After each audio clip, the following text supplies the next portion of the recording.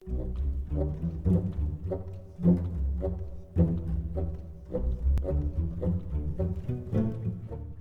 and welcome everybody to this month's episode of the Goblin Gauntlet. We have a returning guest. We've got Callum Smith, aka WhiteFaces, joining me to talk about all the legacy companions, at least a couple of them today. So hello, Callum. Be your companion on this Goblin Gauntlet. That's terrible, isn't it? I'm out of here. All right, I'm gonna close the recording. All right, so today we're playing 3 different matchups. 2 with the same companion, which is Lurrus of the Dream Den, the card that, you know, this video is coming out tomorrow. I will be honest. Might be banned by tomorrow. It might be banned by tomorrow. Who knows? More likely, I'm giving it a week. I think it'll be longer, but it's the hopes are not high for Lurrus enthusiasts, I think. Yeah. But the other deck we've got Zirda Bomberman, which is kind of the next evolution in LED degeneracy. The deck basically taking the old Bomberman shell and replacing Auriok Salvators with more mana rocks, and just very much aiming. It doesn't have like that kind of 3-pronged plan that Bomberman had, where it had the Salvators combo, it had the Monastery Mentors, and it had the Karns. This is infinite mana to kill you with Walking Ballista or Lattice, and like it makes much more one-dimensional. Yeah, it does have Karn Signover as a bit of a pivot, but not as I would say like 90% plus, probably a lot more actually. Games are killed with Zirda and Ballista. Threats that you throw at people that they have to answer that aren't that combo are like the ones that you don't win with because they get answered. They just run out of stuff answering your combo. Right. So that's going to be one that we're gonna learn about and try to see what goblins can do about it. You know, I've got this Null Rod in my sideboard for a reason, so the question is going to be, can I survive long enough to cast it? I've had relatively minimal experience. I've actually had no experience against Zirda with normal Vial goblins. You know, the only times I ever played against it when I was playing Dreamy Boys. Name. So, I mean, I talked to JR, XJ Cloud, about it, and he was like, well, good news for you, this deck probably can't ever beat a Goblin Trashmaster. Bad news for you, good luck getting into play fast enough. That sounds about right. I mean, there's just all the... It's like Trashmaster's the only Goblin in play. Which is unlikely. Yeah. So I think, you know, game 1 is definitely going to look like, you know, I have to hope to have like Lackey, Trashmaster, Wasteland you kind of start, and you know you are, you know, on the draw and can't turn 1 me, basically is the hope. Sounds about right. Yeah. You know, Cratermaker does do some stuff here, if it's not just Trashmaster, because you know sometimes you're gonna be like trying to play a fast Karn, and Cratermaker can help clear that up for me. I was gonna say, yeah, just having a Cratermaker on board, like the third of activation, a lot of things. Yeah. It will eventually get overwhelmed, but just being there, being this like activation from Cratermaker makes it can kill Karns and stuff, but Karns get their value when they hit the board already, usually. Right. So once you get a Cratermaker down, like threatening to kill the monolith if you try and play Zirda into things, because playing a Zirda out can be really dangerous if you don't actually combo straight away. Right. You have so many ways of killing it. Right, and once it's gone, it's gone. Yeah, that's the combo gone. Yeah, so finding a moment of an isolated Zirda is probably our best route for victory. I guess with Grenzo in the deck, there is that kind of like cheeky way I could win of like just like taking a card and casting it, and that just wins on the spot. Yeah, this deck basically can't beat Khan the Great Creator. So yeah, it seems virtually impossible. game, and the match lasted for like 3 turns, 4 turns. Mm-hmm. It's just ridiculous. Yeah, the mirror is really stupid. Yeah, if you spike a Great Crater, that's hilariously good. Okay, so the one question I got from the Discord channel was from Cody Hope, and he was asking, what is the best form of interaction against each of the companions? And as we just kind of mentioned, Null Rod is definitely by far the best against Zirda. Like Collector Oof, you've got Plows and a Path for, or like Glass Casket. Null Rod is just like you have to go on to the Karnstruck's beatdown plan at that point, right? Yeah, you can con the Great Crater plus on it and off it also. Okay. Yeah. Yep. Or you can con for the Glass Casket and the next turn plus on it. So there are outs to it, but because it turns off all your like artifact lands as well, your opals, petals, monoliths. Yeah. It's really hard to just cast under it as well. That's right. So, yeah, Null Rod is brutal. And from the Goblin's perspective, just free spells are very good against this deck because so fast, and as soon as the Zirda player knows the matchup, they're gonna goldfish you. Like in this matchup, I don't even plan to bring in Source of Clashes. I'm planning to bring in a Land's Eye Diamond and just be as fast as possible. Yeah. Like just goldfish. So if you have Pyrokinesis, Mindbreak Trap, the things as Eli does, those are very, very good to stop the goldfishes. Yeah. So treating this very much as a fast combo matchup first and foremost.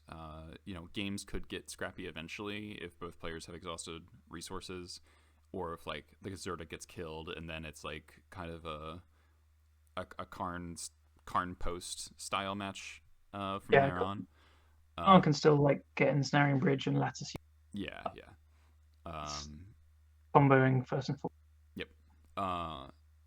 So as for Lurrus I think is going to be contextual, right? It's because against Lurrus Delver, that we're going to test the Grixis version. I think a card like Grafdigger's Cage is pretty useful. Like whereas before Cage was pretty narrow against Delver, because you're only stopping Dreadhorde, and they're like just gonna hit you with it in the face with Gurmag Angler once you play Grafdigger's Cage or whatever.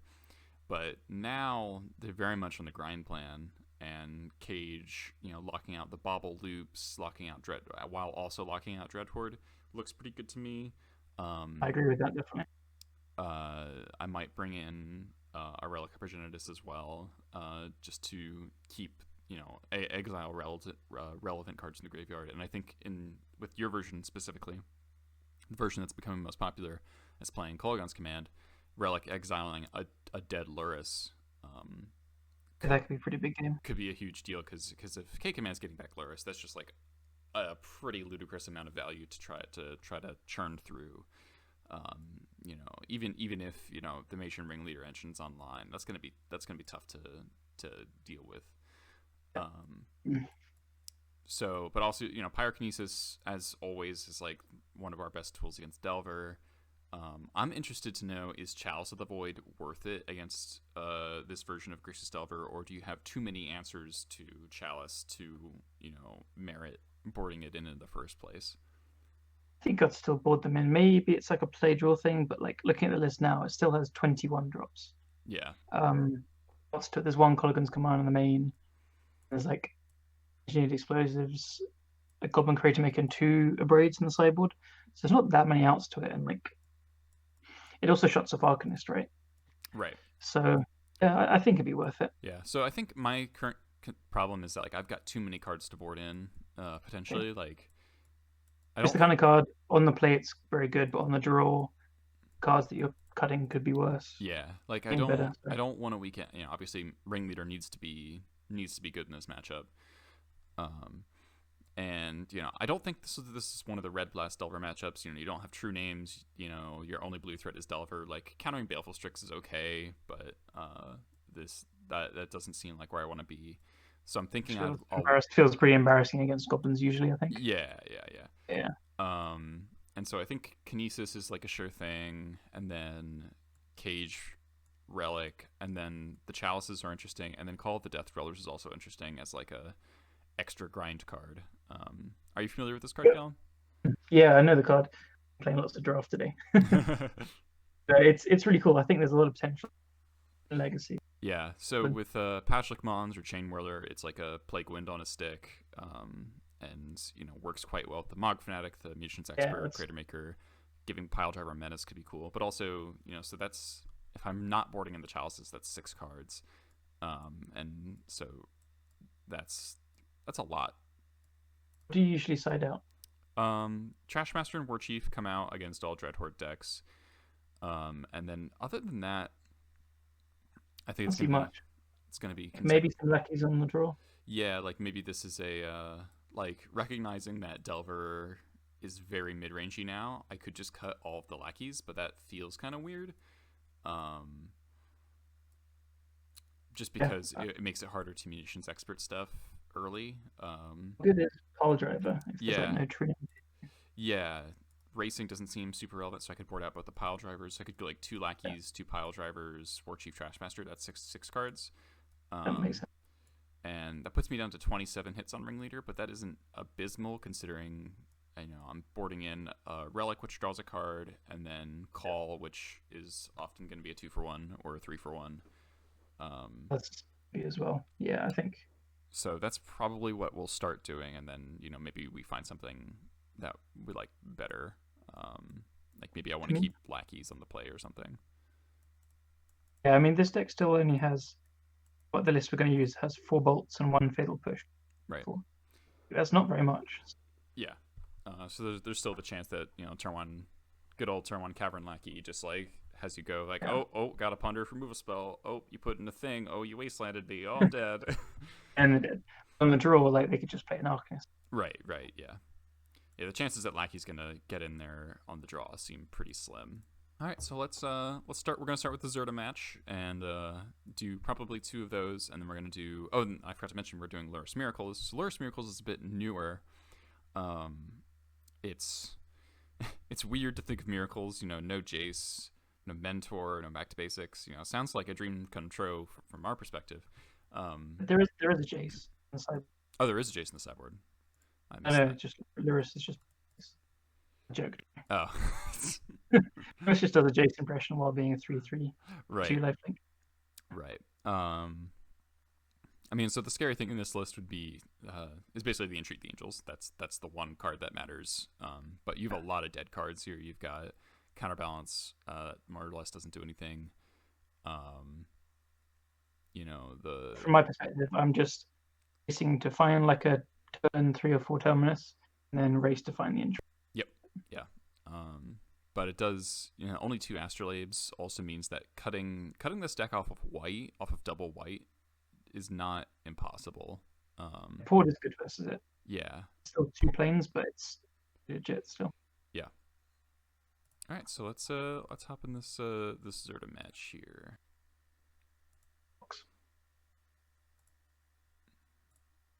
There it is. All right, so in my hand, this hand would probably be a keep on the play. It's got a couple War Marshals, a Cratermaker, a Wasteland, a couple lands, but on the draw, especially against Zirda, I would definitely mulligan this just because I really need a 1-drop here. All right. I'm sorry. My hand, this is a pretty decent 6. I've got Lackey, Waste Port, a couple gaps to drop into play, functional mana. It's a little scary being on the draw because I feel like even if I play a turn 1 Lackey, it can get stonewalled by Zirda. But if you play out the Zirda preemptively, then you might get blown out by Munitions Expert or something.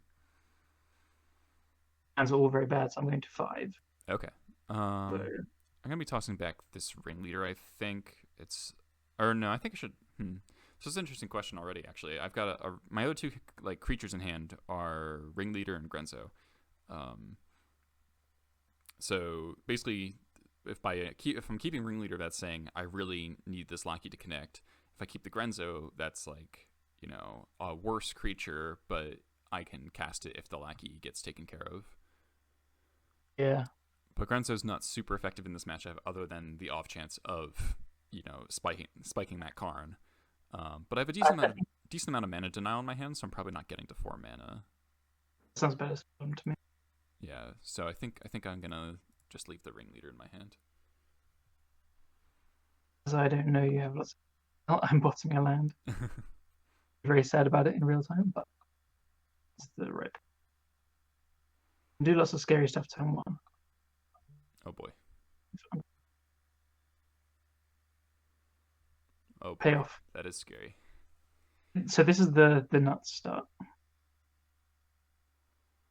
I have a Khan. Oh my god. Let's have a Khan.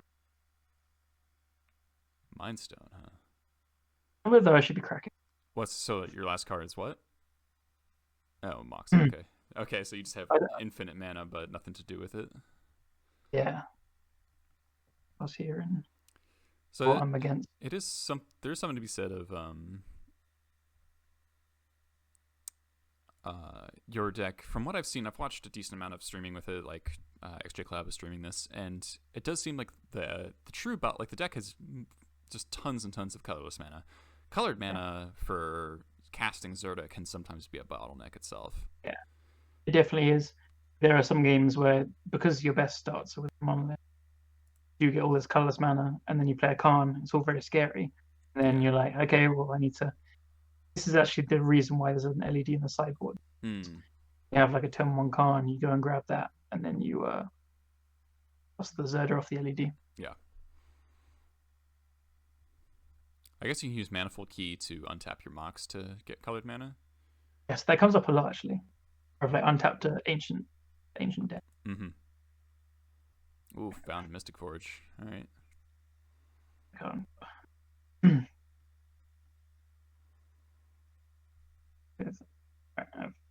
Stop going already, don't worry. All right. I'm playing a list with 18 land or 19 lands currently. True, who's currently the leader, he's been messaged me for the list. He took it, added more keys, and basically playing 15 or 16 lands. Oh boy. Simeon Spirit Guides. So oh boy. Faster. All right, Gempalm is not great. Bummer we put Karakas on the bottom of the deck. But I don't think Karakas is that good against this deck. It's very easy to combat. It's not. It's like it's kind of like a daze. Yes, yeah, that's a good way of putting it. Okay, so I can Wasteland you and then play second Lackey. That's basically my only option. Which is on. Time for Mystic Forge to do its thing. Yeah. Only 1 mana off. There's a Karn. Karn can get LED. Because there's a Grim Monolith not but one. I need another mana. Card is no use.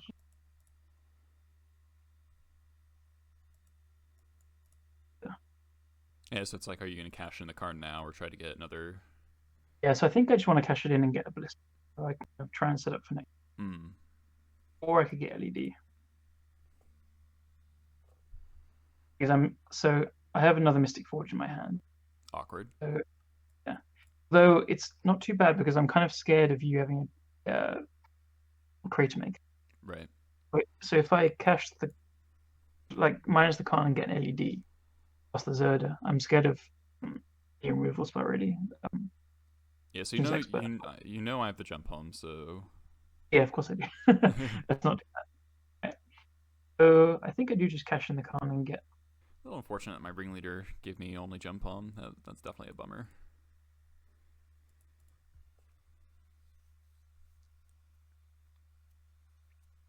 I do feel like if I draw a Matron, I'm pretty locked to win. Yeah, because you get to put in a bunch of stuff. I'm gonna get LED to help me cast. Right. Hopefully, basically, Khan's gonna die, but yeah, I need to combo stuff off the forge. All right, so drew nothing. So let's take out the Karn. Lackey's gonna put in nothing, and we're gonna be real sad. So it's a question of, do I hold up Gempalm or do I port here? I've got the LED looking to. Right. If you port me, I get to the city. You go. Sorry, what? If you port me, I still get to use the city to untap the Grim Monolith with the Manifold Key. Right. So I think it makes sense to just hold up Gempalm instead of porting. So because if you port me, you take me off 1 mana of the extra thing from City. If you hold up Gempalm, I need an extra 2 mana to combo with it. Right. So it's small. Yeah, kind of funny. Gempalm is more mana denial than a port here. Yeah.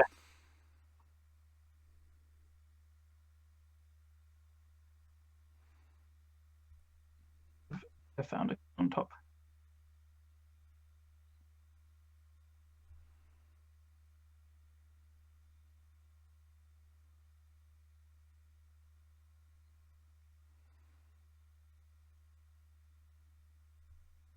Okay, so infinite mana.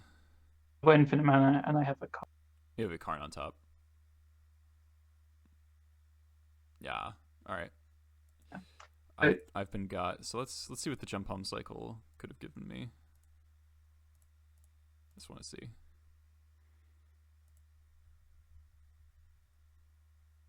Expert. Not gonna be good enough. All right. So I had the shot there. If the Ringleader had found a Matron or a Cratermaker, I think I can take that game. Your hand was exactly what you're looking for in game 1 as well. Yeah. Like you had Wasteland and Port. Some hands this deck just happen to have Monolith Key start, which is the best start for this. Yeah. Why I mulligan to 5 a lot with this deck. Right. Just looking. Right. So I had the start I needed, but not the basically just not the follow up. Yeah. It just didn't line up well with what I had. Yeah. I think not a lot in game 1. So. Mm-hmm. How do you think it? Do you think Grafter's Cage has any merit in this matchup just for Mystic Forge? I think so. I think like Forge can go nuts on 1 turn, especially if there's some extra floating. Otherwise, it does take a turn or 2 to like kind of start firing up. The Cratermakers for it and stuff. It's a bit too narrow. Okay. Unless you have a lot of things to side out. That's another point, right? It's like here I'm siding out. It's awkward. I want to keep in some amount of I'll probably cut all the Gempalms, but then leave the Munitions Experts because they hit the Planeswalkers as well. Yeah, that makes sense. Chainwhirler can come out. Mogg Fanatic can come out. So I'm thinking cutting 4 Ringleaders, 2 Gempalms, Chainwhirler, and Mogg Fanatic. Maybe I want to leave in 1 Ringleader to have the off chance of dropping that in. Maybe like Pashalik Mons is worse. Pashalik Mons is like a good closer with a Sling-Gang, but yeah, it's kind of this combo kill element, which could matter, but it's also a little, it's going to be pretty mopey outside of that. I could see. Yeah, so I think I'm going to bring in the 3 Pyrokinesis, the 2 Mindbreak Trap, 2 Chalice, and the Null Rod. One thing I'll say is I think Chalice on draw is actually pretty bad. You can put it on 0 and you can spike something, but as my side, I'm playing every single 0 mana artifact out on turn. Because I know Goblins does often play Chalice. Right. I think there's a lot of potential on the play, but on the draw. Okay. But you're probably thinking to reassess. Okay, so it's kind of like Dredge, where like I'll bring in Chalices on the play, but not on the draw. Makes sense. Classic Goblins versus Dredge matchup. I've never thought of that angle before, but yeah. All right, my hand looks pretty sick. So this is like I've got the free spells plus a Lackey and a Port. So that's exactly what I'm looking for. Besides, like outside of a Null Rod, this hand seems about as good as it's gonna get. I've got a perfect walk into my trap hand. Excellent.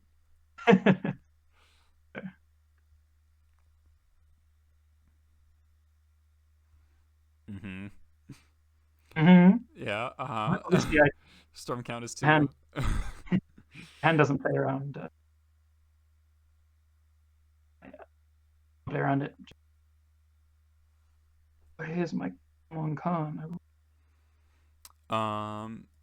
So there's the question of do I trap this or do I wait to trap the Zirda? I have a Cratermaker as well, so like I could let this resolve. I see. Okay. won't say anything because and I think I'd want to make sure I can hit the Zirda, though I do have a Pyrokinesis as well.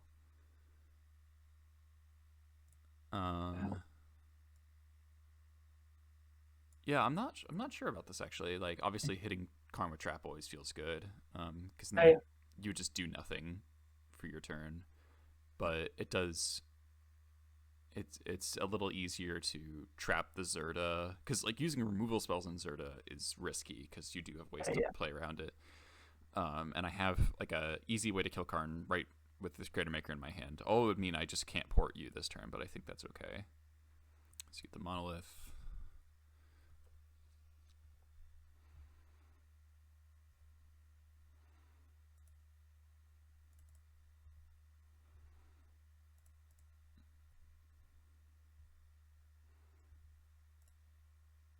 This Cratermaker comes in, get rid of this Karn.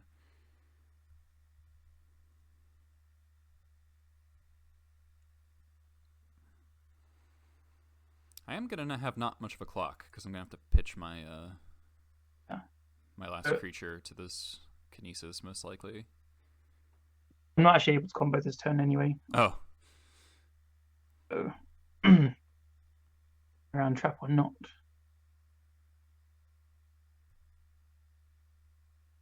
Maybe I am.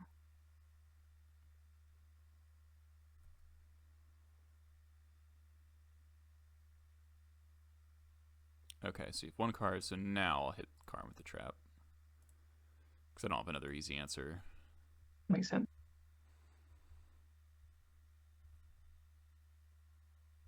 Like, even if I then went for LED into there, yeah, I'm still a threat, right? All right, so I drew Grenzo, which is kind of interesting here.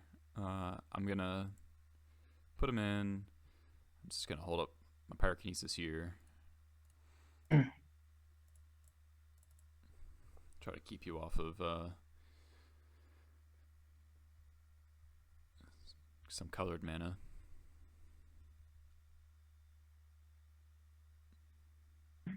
Ooh, Inventor's Fair. That card's pretty good.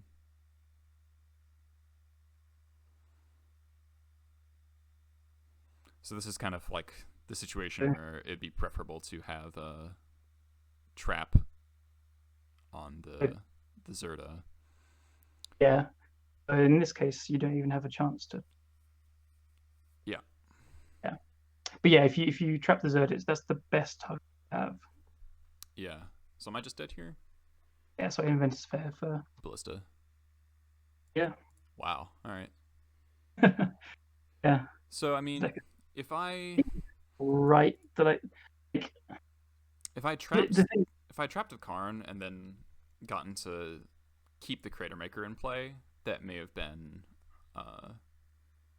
ended up being better for me. Here I'm comboing through, I think, removal spells. Yeah. So it's just really hard to play against the deck because you don't know what the bottleneck is. There's usually one bottleneck. Like here, my opening hand had 2 Karns. Mm-hmm. I had no Monolith. First Karn was getting a Monolith. Right. If you trap the first Karn, they didn't actually have a third artifact on Metalcraft the Opal. Oh. Which imported me was really bottlenecked on mana. You just don't know I don't have a Monolith.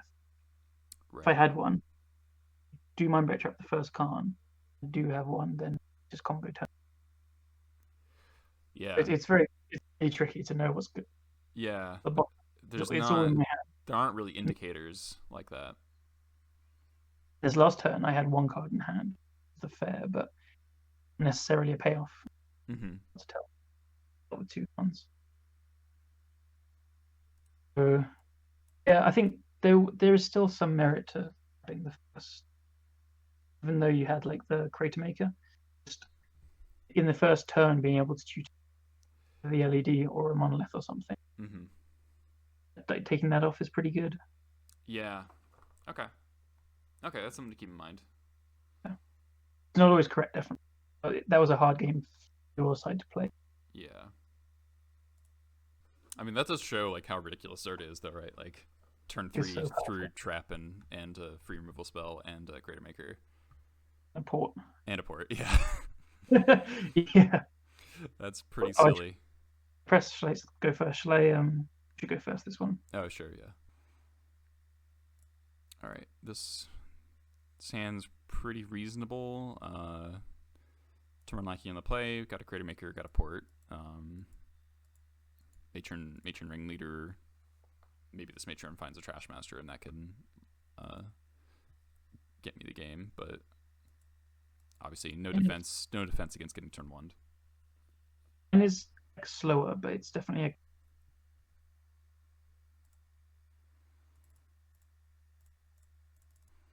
Have you seen the Zirda control deck that has showed up? That one, I'm very unsure on. Like, it's explosive. That deck makes me viscerally angry. It's just like powerful combo deck, throw in Okos and yeah, it's just like, all right, how many design mistakes can we put in one deck? I'm pretty skeptical of it, honestly, though. All right, so I've got a couple options here. I could put in my Cratermaker. I could put in Matron to find Trashmaster and port you. So like the question is, do I put in Cratermaker, hold up Cratermaker, or do I put in Matron finding Trashmaster and then hold up port, or then port you? This deck is so threatening. It's the most like risk averse line. Cratermaker probably is that, but no, porting's pretty good as well. Porting is probably actually the same as leaving out Cratermaker, similar to the last game where porting was spelling 1 mana, whereas the spell was 2. Right. Yeah, setting up a Trashmaster. Yeah. Actually. So this is the kind of like playing to win line, I think. Yeah, I agree. Just since it's a card. Yeah. Let's see.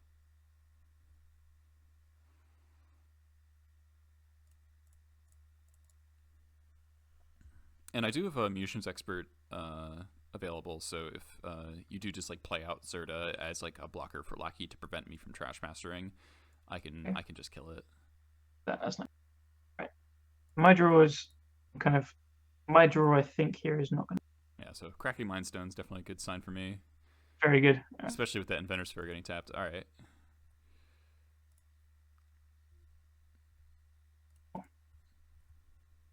I think this is exactly the line how you like kill game 1. Yeah. And now I'm at the point where holding up port is worse than holding up Munitions Expert, because Munitions Expert's kind of like a 2-for-1 here. It's like kill a thing plus sacrifice to Trashmaster, which seems better than porting. Does that sound reasonable to you? I'm just working it out. So port's going to deny me 2 mana. But Expert is representing either 1 mana for Basalt Monolith Untapped or 2 for a Grit for Monolith. Plus, as you say, Goblin Trashmaster. So it's like 3 or 4 mana. Yeah. Yeah, so holding up Expert does seem better then. Live. So about dying. Yeah, this is about the perfect setup for me. Yeah. You know, getting Trashmaster with 3 sacrifices available on turn 3 is pretty darn fast. I think that's the perfect thing for you. And count if there's any way I can get. It seems difficult because you have to play, like, if you play a Monolith, then I can just kill it with Zirda on the stack. Yeah. And if you play the Zirda first, then the Expert's going to kill it with the Monolith on the stack. Extra measures. I think my line is I have to get Ballista.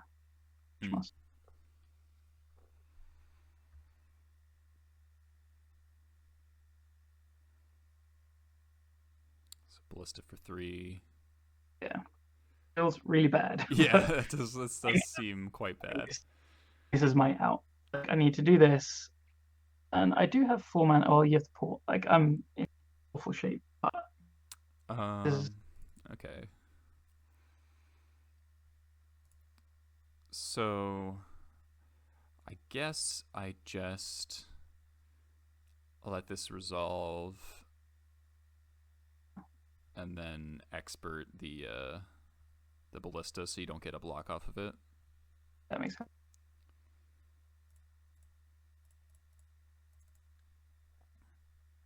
because then you have to kill the Trashmaster, lose your Ballista, and I blow up the Mox. You kill the key in case you're... Oh, killing. Okay. I'm gonna have no other artifact. Oh, right, because you don't have Metalcraft anymore. Good. But you only have power, so you might just have nothing in your... I do have a Ringleader still, so... Let's fetch first to thin. But I'm definitely going to Ringleader off this Lackey, not tap. I want to keep porting for sure. Because also the Ancient Tomb is looking little... There's Sling-Gang. It's 4, 5, 6, 7. Not quite dead.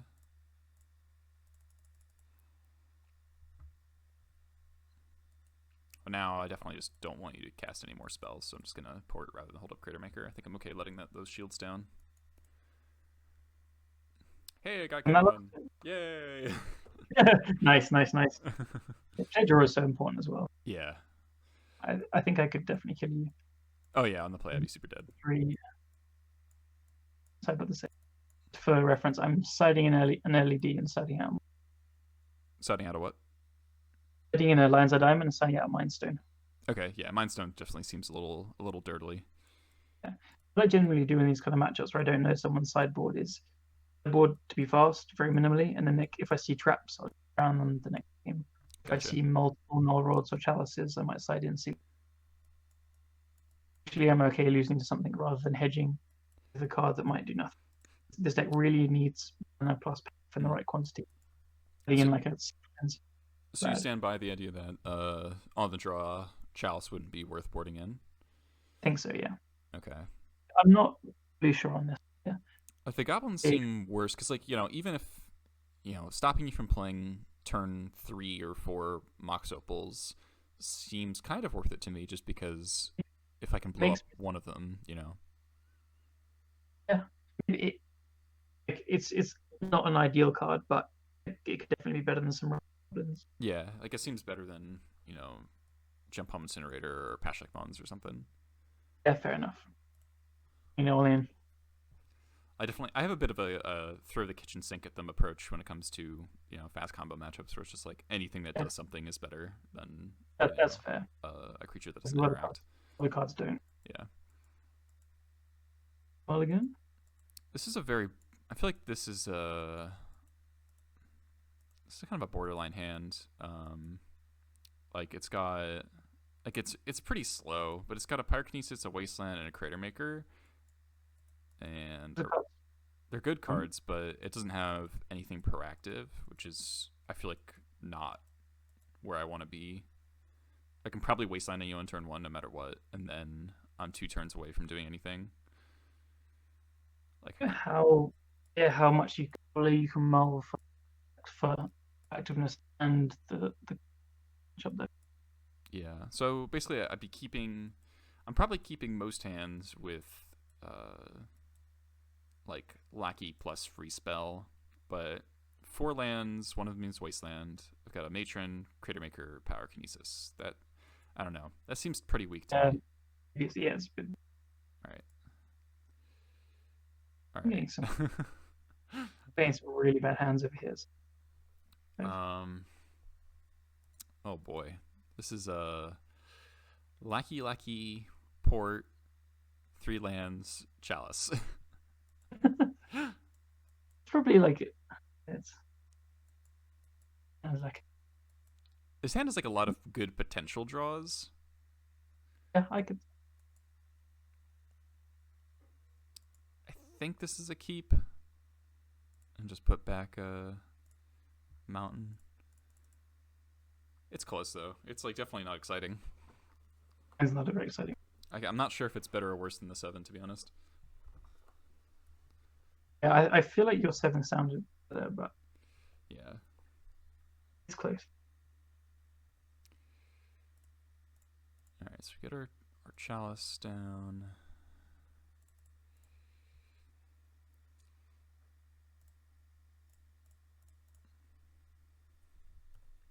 It just seems like Pyrokinesis without anything else going on is just really not gonna get me there against this deck. Yeah, fair. It's fair.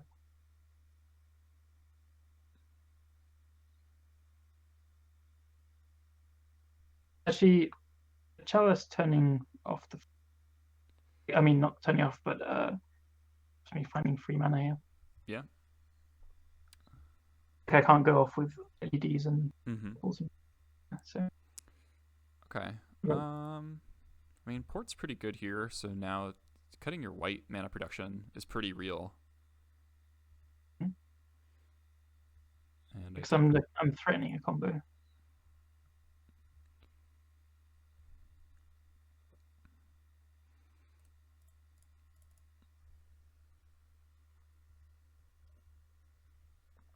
So it's pretty hard for you to cast Zirda from here without any of your opals or petals. Actually. True, very true. Oop. Cast spells. Huh? I started to pass the turn, but I want to cast. Okay, that one's pretty good. I think I'm just making it blocker. Yep. Some power into play. Yep. Nice. Oh boy.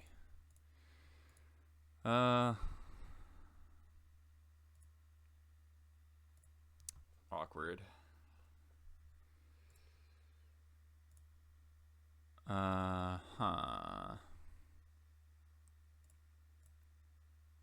So my hand's Lackey Skirk.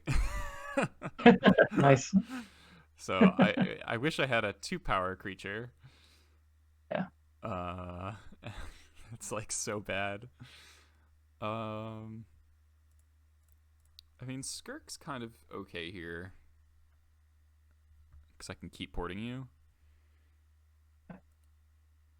So I think I swing everything at the Karn just so you don't have more blocking generators. Get it. Warchief goes down. Karn goes down. I just cannot allow you to cast that Zirda, so I think I'm sacking Lackey to port you.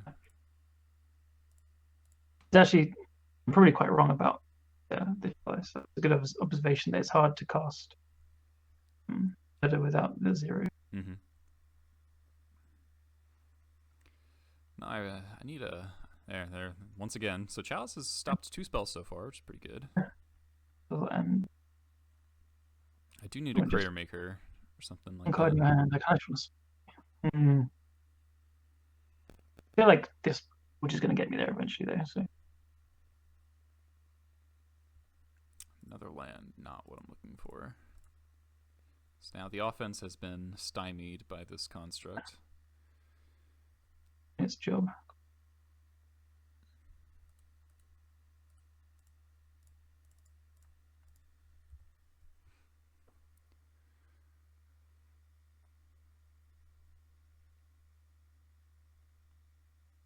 So approximately a billion colorless mana. That's right, yeah.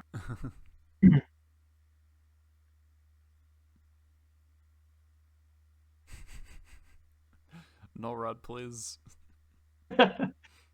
No.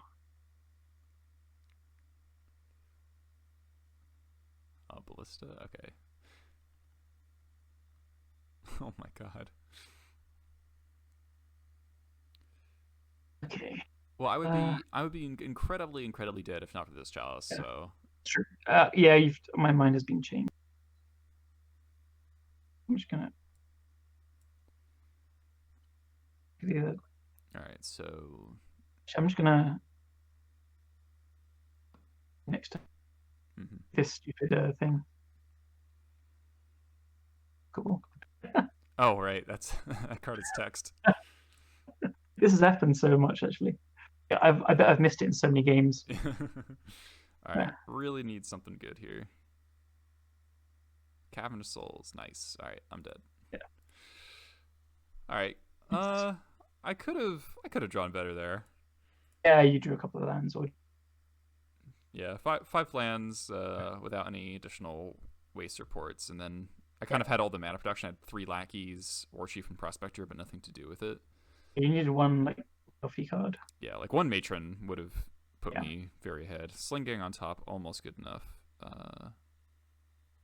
to to win me there. I guess if I had one more goblin and I drew the Sling-Gang, then that'd be lethal. But Huh? all right, so don't think anything changes sideboarding wise. I mean, Grafter's Cage kind of would have been nice there, but it's just a case of like, it's again, I had the Forge draw, but if I don't, then yeah, it does nothing. Yeah.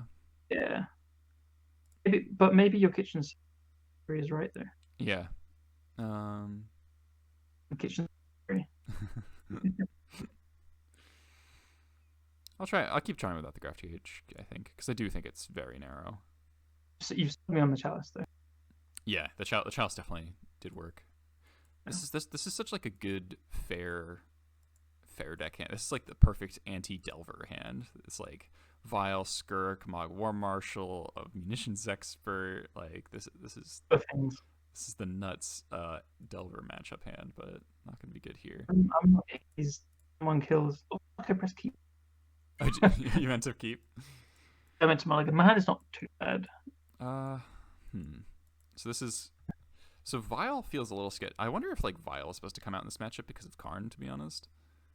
I think so. I think you can attack Karn down. That's true. So this is like he's more of a payoff card. This is Vial, Pyrokinesis, one land, Cratermaker's in there, Matron's in there. Okay. I think just having one of these free spells is pretty. Yeah. Because the deck can turn one. I haven't been in things, but it does turn one with. Yeah. I'd probably throw back the redundant Vial because the Mogg War Marshal's probably getting pitched to this Pyrokinesis, and I would keep Matron and Cratermaker around.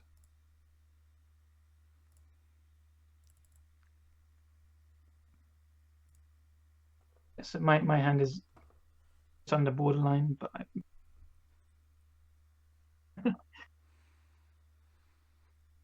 Am I about to get turn one through a removal spell?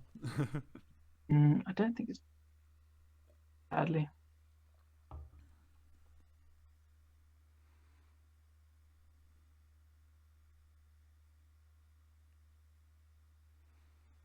So I'd be really happy to draw like Lackey or a Port probably would be quite nice.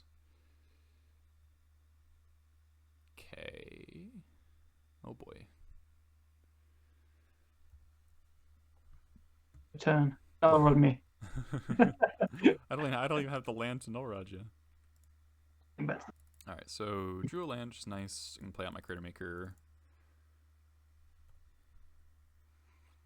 Though I wonder if I didn't know that you boarded out Swords to Plowshares, or you didn't board in Swords to Plowshares, I wonder if I would actually play out the Cratermaker. I probably should anyway because of the potential for Karn. Because like if you Karn, then I can't Vial in the Cratermaker.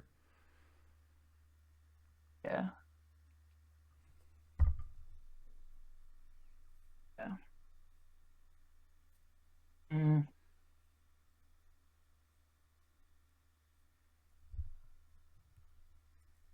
Oh boy. In the board presence. It's a 6/6. The combo potential that just throws. Mm-hmm. Another Vial, not what I'm looking for. It's like pretty actively bad. I mean, I kind of have to pop this Karn. I feel like. Don't think I have a choice there.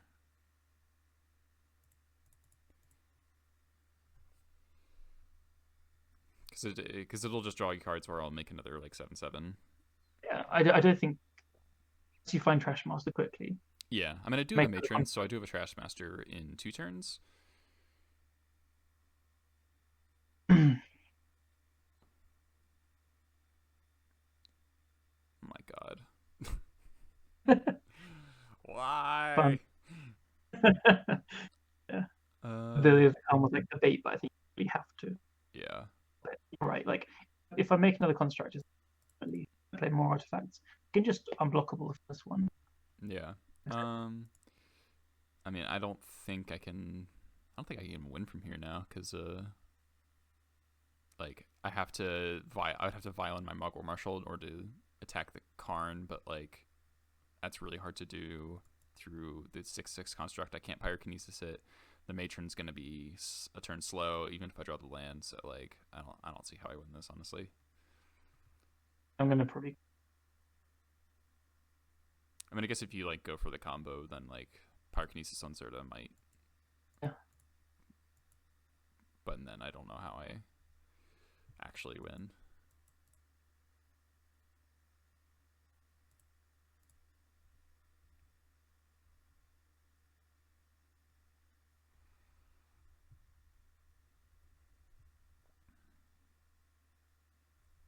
I guess maybe popping the Karn is wrong, just because as long as my vials stay intact, I know I'm gonna get to Trashmaster in 2 turns because I have the Matron in hand.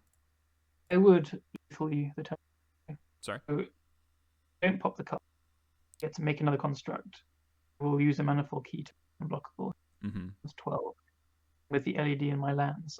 Use the 2 blockable both. Yeah. Kill you the turn. Yeah. All right. Yeah, I'm bored. dead. Yeah. Oh, the top card's Nullrod. Oh shit! Really? Yeah. That's funny. So the hand I kept by mistake was a 1 land hand. Okay. Just a good keep. Yeah. Like. So I mean, the Pyrokinesis never really seemed to do anything, to be honest. I think it just didn't because I didn't have the turn 1. Yeah. Tool, which is weird because they do happen actually. But against you, I would come all in against. So I would definitely go all in against goblins, like for a turn 1 kill, because I'm much more scared of like Nullrods coming out and stuff. Yeah. So I think didn't see the traps either, or no, we saw the 1 game and I trapped the wrong thing. And if you even trap the wrong thing, I just think this deck plays through a lot. Yeah, it does. It's like, each interaction point buys you 1 turn. Yes, yeah, that's a better way of looking at it. It's nothing like Belcher or Animate. Yeah, so it buys you multiple things. Yeah, so the 1 game 1 I won was Lackey, Port U, Trashmaster on turn 3, and that was game from there. And then I was 2 mana off killing as well, I think. And through all that. Really? With the expert too? Yeah. Maybe not with the expert actually. Oh, no way with the expert. I forgot about that. Yeah. Yeah. So I mean, the game where I had the chalice, if I had drawn some action, I think I can take that game. So I mean, like the chalice can definitely steal games for me. I think cutting you off of white mana definitely seems like a real plan. That was good. Yeah. Chalice plus Port on white lands was good. Yeah. Definitely I think seems the Pyrokinesis might be the same kind of idea of chalice. Then like doesn't always work, but when it does something, it's better than what. Yeah. You're taking so I mean, like if that's the logic, then maybe the Grafdigger's Cage should come in, just because anything that does something like matters. And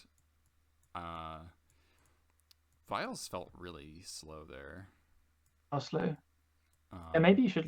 I don't know about cutting all of them, but yeah, I could, because like there was definitely like that game again, like with the chalice, right? It's like if I had been drawing goblins there, like basically any goblin, I'm happy. And not like I didn't top deck Vial, but if I had, it would have been abysmal. True. So maybe, and also red card count matters. If I'm boarding in 3 Pyrokinesis, but I'm boarding out the Ringleaders, like it becomes a situation where I have to pitch cards that I actually want. Like I saw that in the last game we played, where it's like I want this Mogg War Marshal to block this giant thing, but I can't because I need to hold a red card for Pyrokinesis. Yeah, that's a good point as well, actually. So maybe next time try siding out the Vials. Yeah, I mean I side out Vials against I think that's actually something I've noticed in general. I side out Vials against combo decks that also require me to board in like both like anti-combo cards plus Pyrokinesis, because it becomes so demanding on like to have both removal and like counter spells basically. And also I'm boarding in Nullrod myself, so my Vials get shut off by my Nullrod. So you do the classic like 1 Vial, 10-2 Nullrod, or 1 Graphic Cage, 10-2 Chalice. So. Yeah. So maybe boarding out boarding out Vials is just like the right choice, because even turn 1 Vial in the play feels too slow. I didn't really think of it when we were first discussing it, but it makes sense. Alright, so imagine I board out vials, and I'm boarding in the same. I guess I'm boarding in. I'm gonna try boarding in cage as well. So that's 8 cards or 10 cards. Yeah, 9 cards. 9 cards. So 4 vials. Chainwhirler still seems bad. Grenzo. Yeah. Fanatic. But honestly, Fanatic might not actually be that bad, just as like a 1-mana creature. It's pretty bad. I mean, yeah, but it does like helps me kill Karn after it minuses kind of deal, like more easily. Yeah. And it might just be better than expensive creatures. It's just getting bodies on board for either like Piledriver needs to hit for harder or more things for trash. Exactly, yeah. So and the Gempalm. So maybe I'll be... Huh? Kind of like looking through your lists. Yeah, so Vial, Gempalm, Grenzo, Pashalik Mons. I think I like Grenzo just as like that slim chance of just winning on the spot of a hit Karn. I think that's enough. That mising potential is high enough to go for it. Fair. It's not the cheapish body, I guess. Yeah, right. So I think I could do like 4 vials, 2 Gempalms, the Chainwhirler with Pashalik, and then 1 Ringleader. For 3 Kinesis, 2 Mindbreak, 2 Chalice, 1 Null Rod, 1 Cage.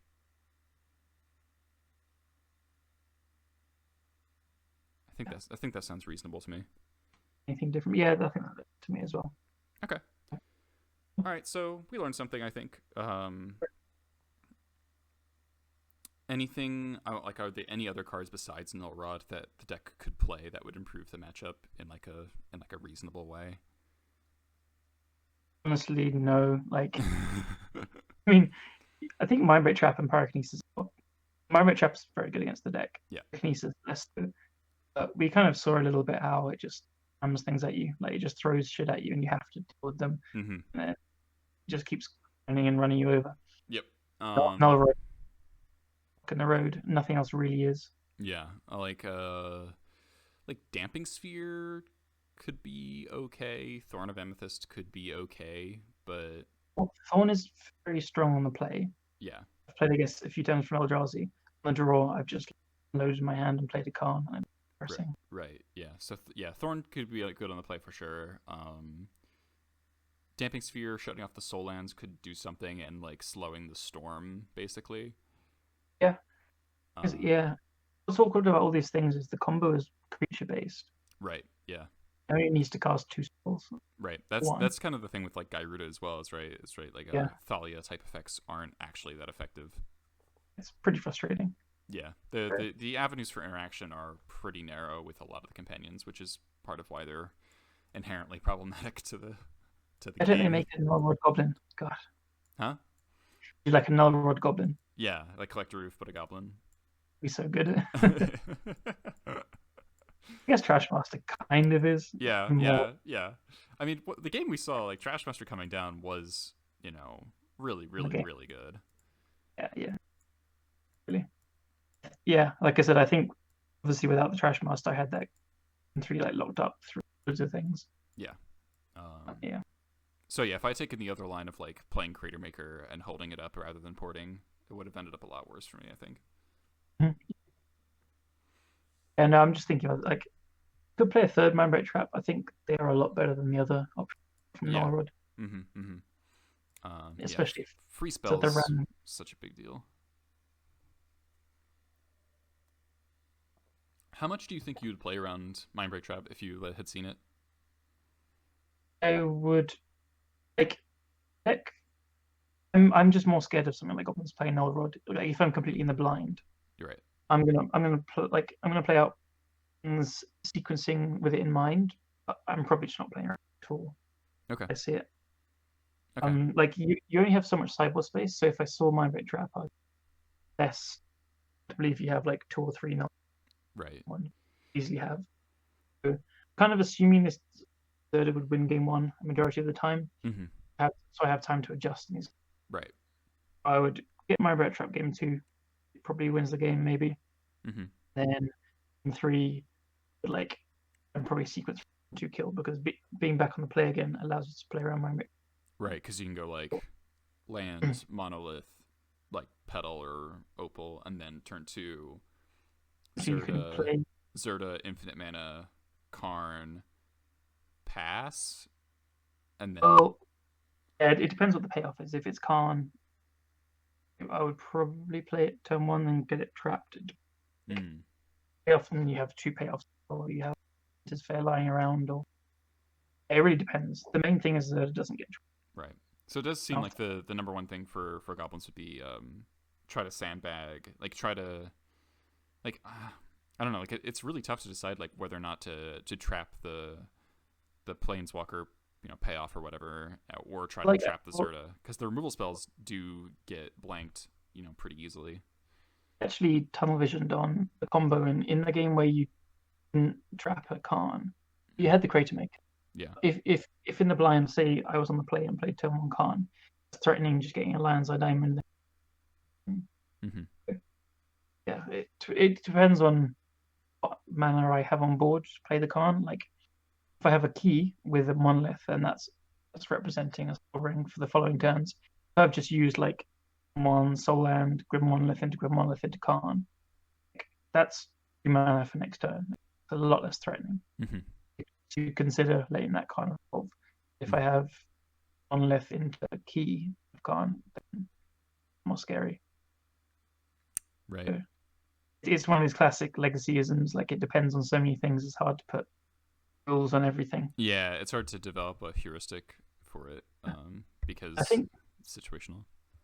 Exactly. And with your deck, I don't think you can afford to hope that the Zirda deck plays Zirda into the trap. It's not going to happen much. If the Zirda player is aware of it. Yeah. Because you need to have enough pressure. Usually like a Lackey or the threat of a Trashmaster coming down. Yeah. Otherwise, easy to just play slow. Like the deck plays through removal as well, so not a lot you can do. Yeah. Do you think that like you didn't port in plows? Do you think like a lot of Zirda players would? Yeah, I think there's a good chance they do. They'll be scared of Lackey. Right.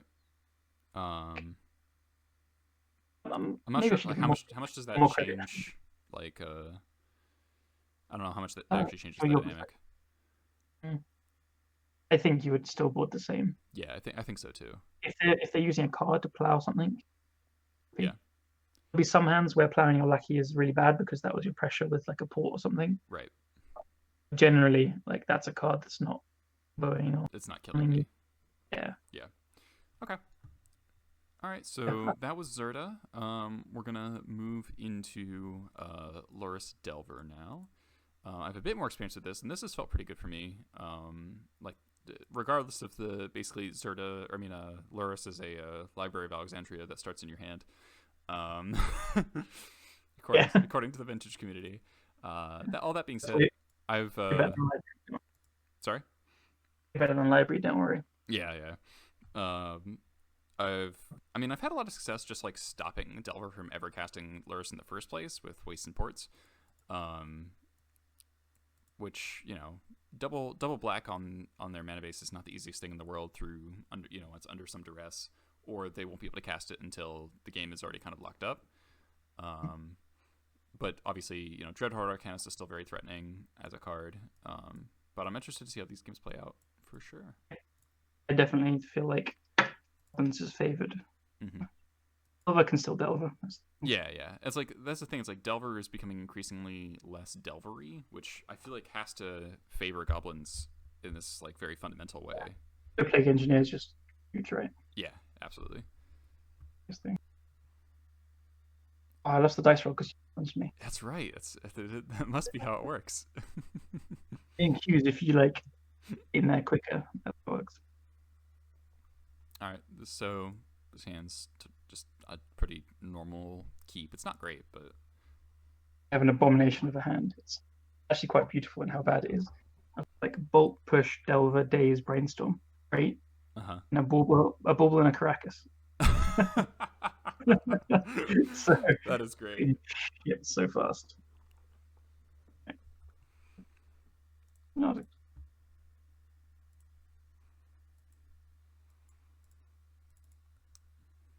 This is definitely one of those please Vial resolve.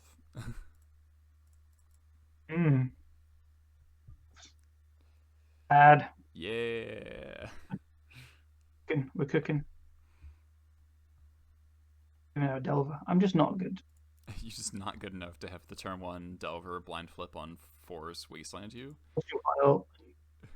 One Delver blind flip. Yeah. That's what a good player would do. Yeah. I'm sorry I can't bring you the high level content that I want. Alright, my hand's like pretty slow, but it again, like you might just cast Baleful Strix next turn, and I'm just like, okay, I got another turn of Vial sticking up. If you play Dreadhorde, I'll be pretty scared though.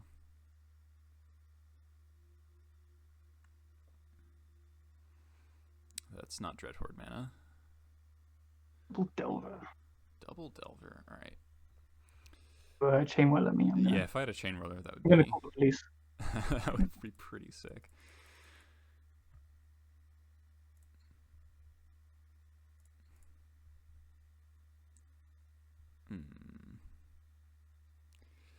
Alright. If I draw a Munitions Expert, that would have been sick. Any 2-drop would have been sick. This Gempalm Incinerator is looking really sad. I'm going to do what Delver players never to do, but I think against Vials, I just... Yeah, you need these Delvers to flip right now. Absolutely. Flip them as well. But yeah, I think like if I take the risk, it's 1 turn difference. Mm-hmm. Alright, so you get a Brainstorm. There's a Volk.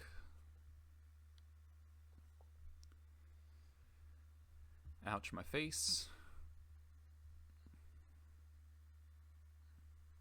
Watch your hand. Oh, that's so brutal. That's so brutal. Ooh. Yeah. You have the Cavern as well. Yeah. So take...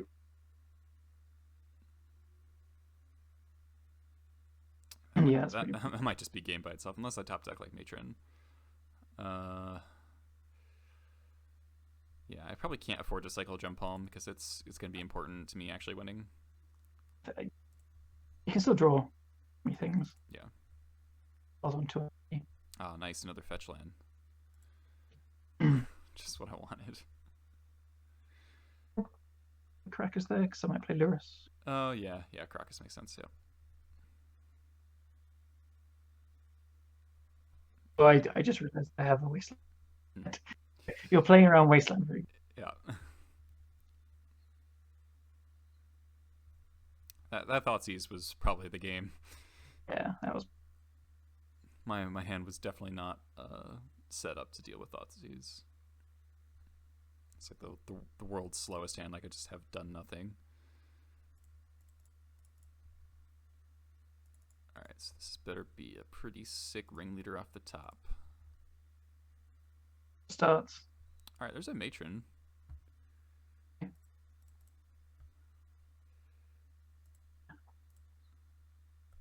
That is how this goes somewhere for me.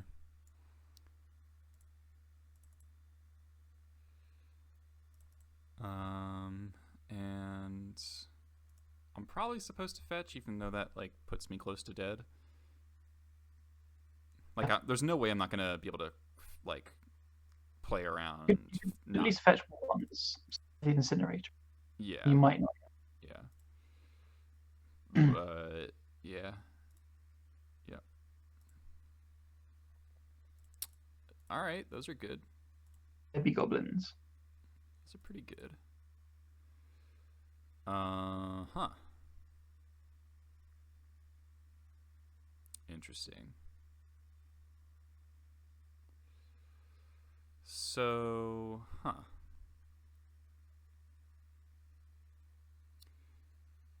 So,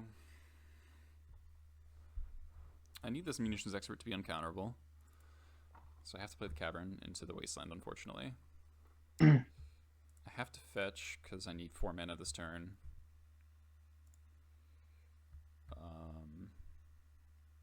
And I have to kill both the Delvers. Which means Lurrus is surviving, but I can kill Lurrus again next turn with Cratermaker. Lurrus is going to rebuy Delver, but... Yeah.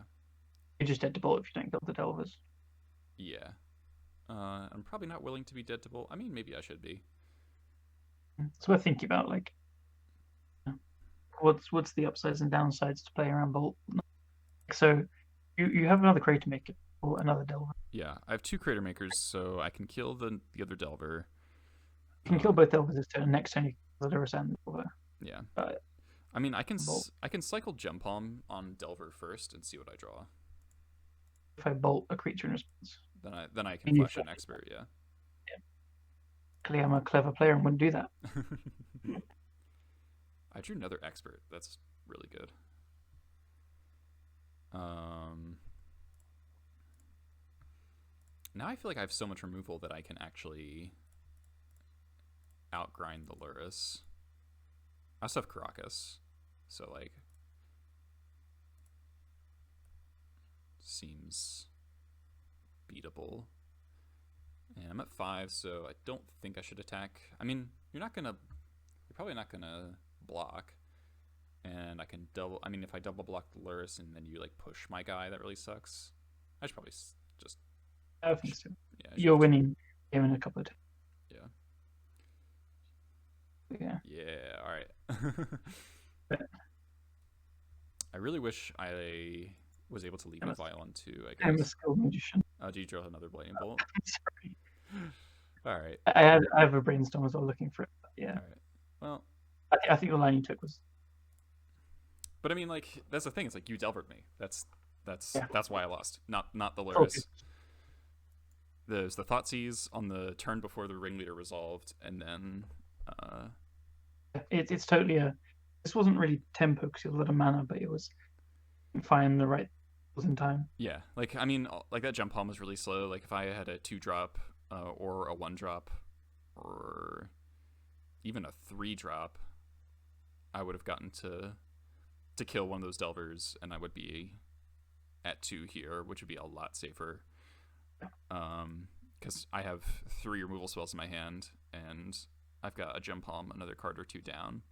So I think that indicates that like my theory is correct here. Honestly, that Delver needs to Delver me.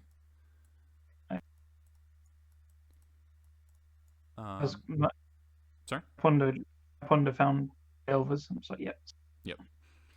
But I mean, there's definitely like if I had a Munitions Expert in hand, yeah, I could have vialed an Expert, killed Delver, Gempalm, killed the other Delver the turn before they flipped, and that would have been no way I win from. Yeah. Even with Thoughtseize, it's just like no pressure. Mm-hmm. Okay, so 3 Pyrokinesis for sure. And then like Chalice on the play. I think were those 6. Oh, and then Relic I was interested in as well. Oh, and then Call was also kind of interesting. This is where I'll default. Sorry? You'll know it a lot better than me. Mostly default to what you say. Mm-hmm. Yeah, so I think we were trying. No, Cratermaker stay in here. So Piledriver might not be necessary, and then 2 lackeys.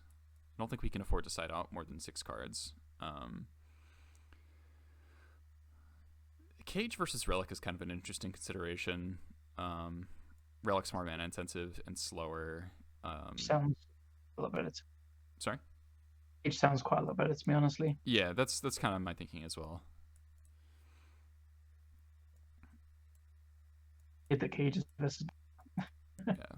I'm a little dubious about these Chalices, to be honest. I would almost prefer to have the lackeys over Chalice to put Ringleader back up to 29. Or like have Call. Call would be reasonable here. Because it's effectively more removal. I'm not sure, honestly. I just feel like the chances that I actually cheese you out with Chalice are really slow, but I guess I mean I'll try it out because I haven't tried it yet. That seems good. But I know I have a kind of a bias against Chalice where like I just dislike playing it because it's kind of this lame card. That's true. It is very lame. This is a 1-lander. It's got a Mogg Fanatic and Pyrokinesis, but I mean the rest of the hand is literally all 3 drops. It's like 3 Matrons and a Chainwhirler. but one land is just not reasonable against Delver. Okay. This sounds kind of funny. Delver in a dream.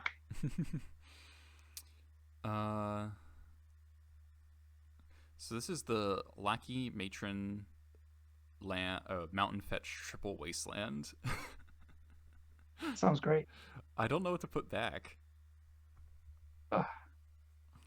Lackey Fetch Matron Wasteland. Like I feel like it's either. I mean, I think I want to keep all 3 Wastelands. And I should probably get rid of the fetch. Oh, you have 2 red sources. Yeah. Yeah, get rid of the fetch. Lucky and yeah, just mage. It just feels bad if I draw like Munitions Expert and stuff, but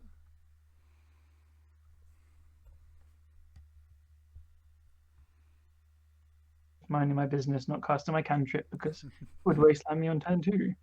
Who would do that? Okay. I wish I had a Gempalm Incinerator, but I don't. So do I trade off with the Delver? Probably not. Because if it doesn't flip and I draw Gempalm, then I just kind of win. And then because I have a Matron and a Ringleader in hand now. I normally trade off with Delvers with Lackeys pretty easily. Flip on push. Oh, that sucks. Black mana. But now if you ever draw black mana, it's really I don't think I can afford it. It was bad, but ooh, hello. New force, please. Ooh. Let's see what this Ringleader does. He doesn't have a lot of hits, but hopefully he'll draw at least 2 cards. Hey, 2 cards. Mogg Fanatic's quite good here as well. Yeah, it is actually. I'm just gonna wasteland your wasteland so you can't cast a Dreadhorde next turn. In response, I'm gonna my waste. Very good. Tight play, tight play. Yeah, I got you. Pyrokinesis is such a messed up card against Delver. Yeah, it is. Right. Nice. No wastelanding. And mine is really bad as well. Nice. All right. So smashed on the draw. If you're Lurrus is only in the Library of Alexandria if you ever get a chance to cast it. Yep. Bad otherwise. Okay, so on the draw, I feel like Chalice is really unlikely to work, and I just want all the lackeys just to get stuff on board. Does that sound reasonable? It's weird. Worse on the draw. Yeah, lackey is worse on the draw, but in a way it's also more important, just as just as a creature. Threatening to attack or spend removal or cantrips on. Mm-hmm. It's fair, yeah. Plus on the draws a lot worse as well. Yeah, it's just so unlikely to resolve, I think. Yeah. Like I used against like Rug Delver, I never wanted to side out lackeys because it's just like even if it just you're 61 too. Oops. Oopsie daisy. All right, yeah. So like this is a hand with lackeys that I'm like quite happy that they're lackeys because I have Munitions Expert as well. It sounds pretty good. That's funny.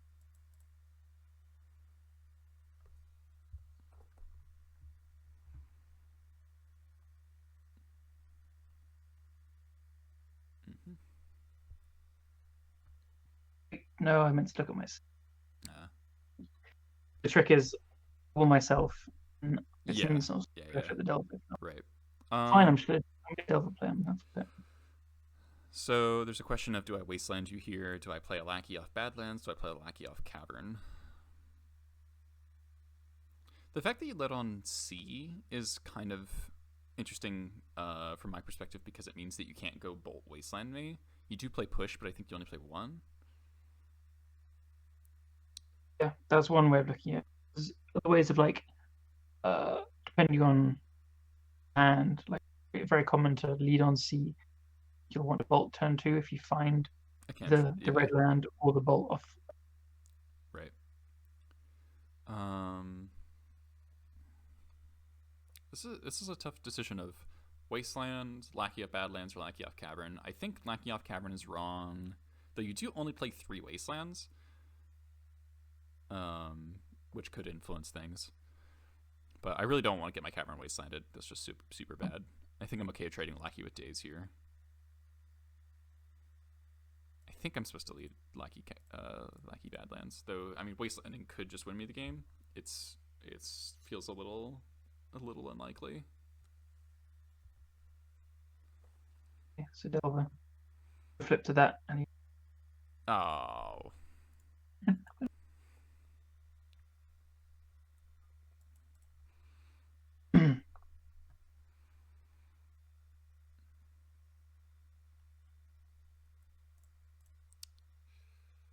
Alright, so someone definitely has a removal spell.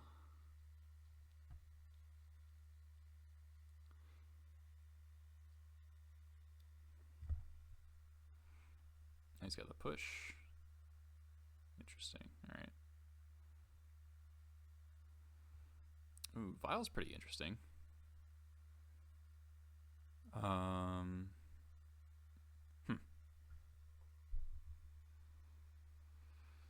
So I could try to induce you into playing Lurrus by going just like play Vial, not play anything else and not Wasteland you, and then if you play Lurrus, then I can go Cavern, Violin, Lackey, cast Expert, kill the Lurrus, Wasteland you. And the Lackey down is like carrying me to either have removal, like the Delvers, with something as well. Yeah. But obviously just Wastelanding you is also pretty attractive, though. I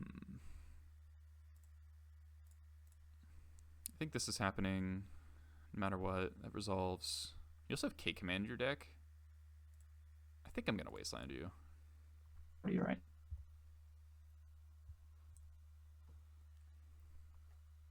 You also have like EE, so E on 1 and pop it could blow up my Vial. That would pop your Delver too, so. I'm going to be doing that.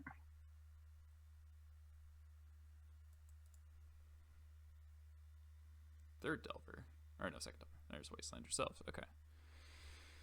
Alright, it's fairly scary.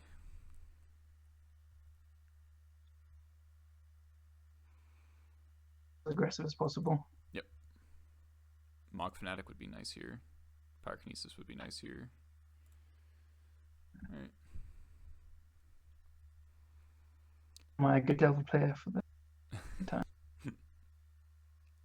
Oh, I'm a terrible Delver.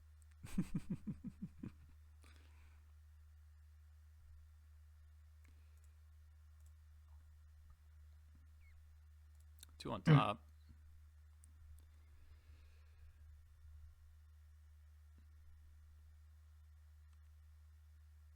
Okay. I could try to trade with Lackey, but that seems bad. I imagine you have another bolt here. I'll be surprised if you don't. Second push. You have 2 pushes? There's one in the sideboard. Ah.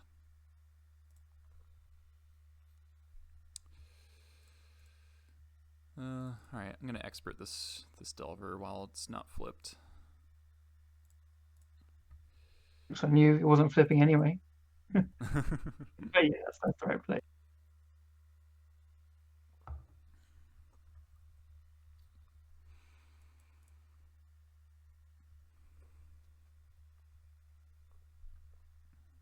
These Delvers are really getting me good. Yeah. This is why like people try Delverless Delver, and I just think it's worse. Yeah, I've been building like the Delverless list of the Delver mirrors, but I think I would like sideboard 2 or 3 Delvers. Oh, top sweet. Cage is quite timely here. All right. I think I'll play out my lands.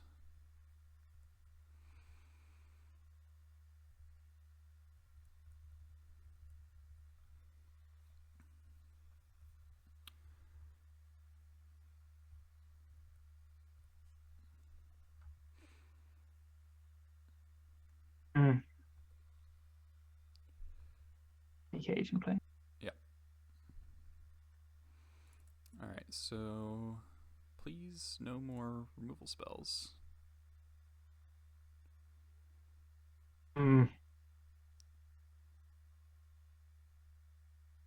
Oh, if you... So Pashalik's pretty nice here, as if I can trade off the Munitions Expert, I kill the Delver. Or no, I don't, but I get to kill the Dreadhorde here with the block.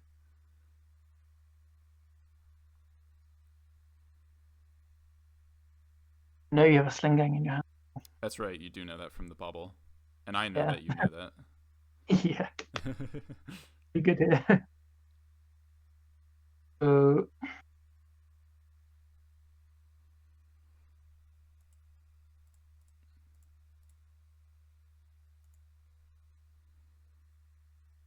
Let's take the... So if you do have a bolt. Rude. Alright, that sucks. Still feel like you could just you have a lot of good draw. I do, yeah.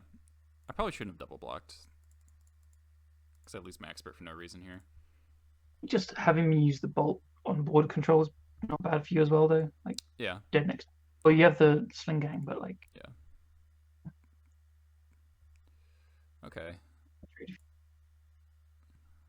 I could have held the Pashalik, and gone Pashalik Sling-Gang all in the same turn. Yeah, maybe that was better. That's probably better. That's probably... Cratermaker's quite good though. For a bolt. No, I can't. I think you should Vial now. Yeah, I'll probably Vial on your upkeep. I know that you know that that it's there. Yeah. If I had a bolt, I would have just like... Yep.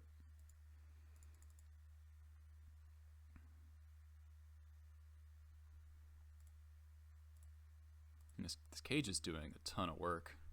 Yeah, you're super dead without the cage. Yep. Oh, he's so...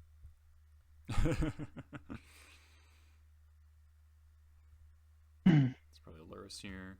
So now I just really want to draw Matron or Ringleader. Yeah. Crocus would be fine. But Matron or Ringleader, really would love them to show up. Alright, I mean, War Marshal's not bad here. It's just a lot of life. So you're really looking for a shatter here. Yeah. A few. You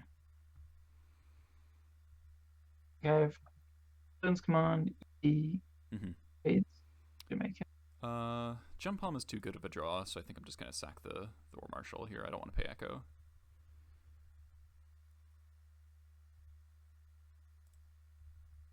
I do think maybe saving the Pashalik Mons to go with the Sling-Gang would have been better.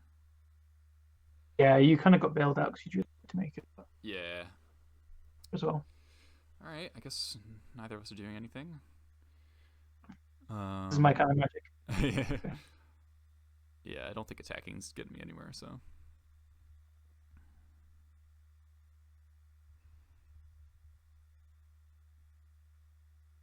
1-3. Alright. Cage. This cage is so good. Yeah, seriously. I'd be replaying Delvers. I'd have bolted you more. Yeah, I'd just be dead by now. More 1/1s. God, what? Come on. Oh, that puke. Ooh. Alright. I drew an expert. That's pretty good.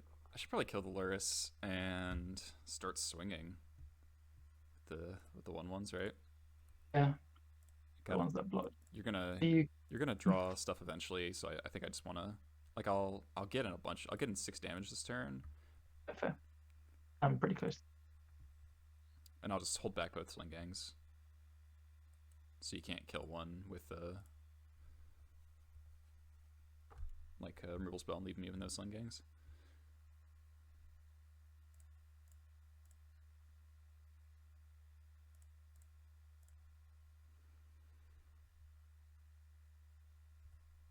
attacks now. War Marshal off the top is lethal. Might just have lethal in combat next turn. Mooshed. Age. Oof. Oh, nice. All right. Those were pretty typical games as well, actually. Yeah. Like, game 1, I just had a very good Delver draw. Yep. Game 2 and 3 just showed how you have so much removal. It doesn't happen often. Yeah. Game 1. That's the thing. It's like the more mid-rangey Delver becomes, I really think the goblins can stand to benefit from that. Like if you like in that, imagine if that in that Delver, in the game 1, imagine if instead of playing Delver, you played Baleful Strix. Like the game wouldn't have been close. Yeah, totally. Like instead of Delvers, they were just more expensive threats like Dreams or whatever. Yeah. And the Thoughtseize was very, very timely, but I did draw the Matron to find the Ringleader, which found 3 removal spells. And the Gempalm drew me into another removal spell. So like, I really feel like I can obliterate Delver in the late game. I just need to get there, and I was 1 turn late to getting to like my late game mode. Yeah. Just how important. So when I brainstormed upkeep Delvers, they were going to flip. Just how important that kind of thing is. Yeah, so like if someone who knew the matchup less, and thought that, because I was talking to Lewis about this last night, and Daniel in Delver chat, and they were saying like they feel comfortable outgrinding goblins, and I'm like, I don't think that's how it works. I think they like Delver could. If you get the Dreadhorde online, you can, but it's kind of grind is such like a weird concept in Legacy now, because it's like any deck can snowball another deck if they get their whatever online. It's like, because like it's almost as if every deck has a Jace in their deck. A snowball is probably a better way of putting it. Yeah, like if you get your arrangement of cards that generates card advantage in play and activated, then one deck can always outgrind any other deck. Like there's no, it doesn't really matter. like it's almost it doesn't matter anymore like what the context of the matchup is, because just like if one player is just gonna have 7 cards at the end of every turn, they're gonna win. So it's not a question of outgrinding. It's about like who can manipulate the board state to get their quote unquote like grind engines online more consistently. And the problem is Delver's grind engines rely on like creatures. Yeah. Just have so much removal. Yeah. So like obviously if I wanted to tech for this matchup even more, the 4th Munitions Expert would probably be the best add. Like Expert's so nuts against Delver. It's insane. And then Pyrokinesis was awesome. The one game where so like turn 1 Lackey, Wasteland you. Oh, there's a Delver standoff. Oh, I drew Pyrokinesis, pitch this Matron, drop Ringleader, draw 2 cards. Wasteland you again. If I had the force for that, still in no. Yeah. If you had the force for that, the standoff would have continued, because you only had 2 Wastelands, and we just would have kind of sat there until I drew another removal spell probably, or you drew Colored Mana. Yeah. I would have just sorry. I would have just sat there doing nothing for a while. Yeah. And that's why Pyrokinesis is so powerful, right? Because like the free aspect of it just makes you not have to care about so much. Like you don't have to care about like having black mana. You don't have to care about having bodies on board like a Gempalm. You don't have to care about anything. We care about a red card in your hand. Yeah, that's true. I mean that does come up more than I would like. Like I did have to pitch a Matron, which kind of sucked. But I mulliganed to 6, and I kept a hand that was Lackey, Matron, 3 Wastelands. Yeah, that was a good keep. I think you bought a card as well. Triple Wasteland just. Yeah, I bought him the fetch. Yeah. In my experience, every time you have like a triple Wasteland hand against Delver, they always have like 6. Mm-hmm. When you want them to flood, they have 2 or 3. Yeah. I do think that the game 3 kind of shows like why Lackeys over Chalices on the draw still makes sense, even though it seems kind of like counterintuitive that you would want Lackeys on the draw. But I remember they used 2 removals. Yeah, they ate both your removal spell and your mana for the turn, which is just incredibly relevant when your threats are so potent. So forcing you to react to my threats is really positive for me. They shouldn't be using it on them and not with Delver, but it doesn't sound like a winning proposition either. Yeah.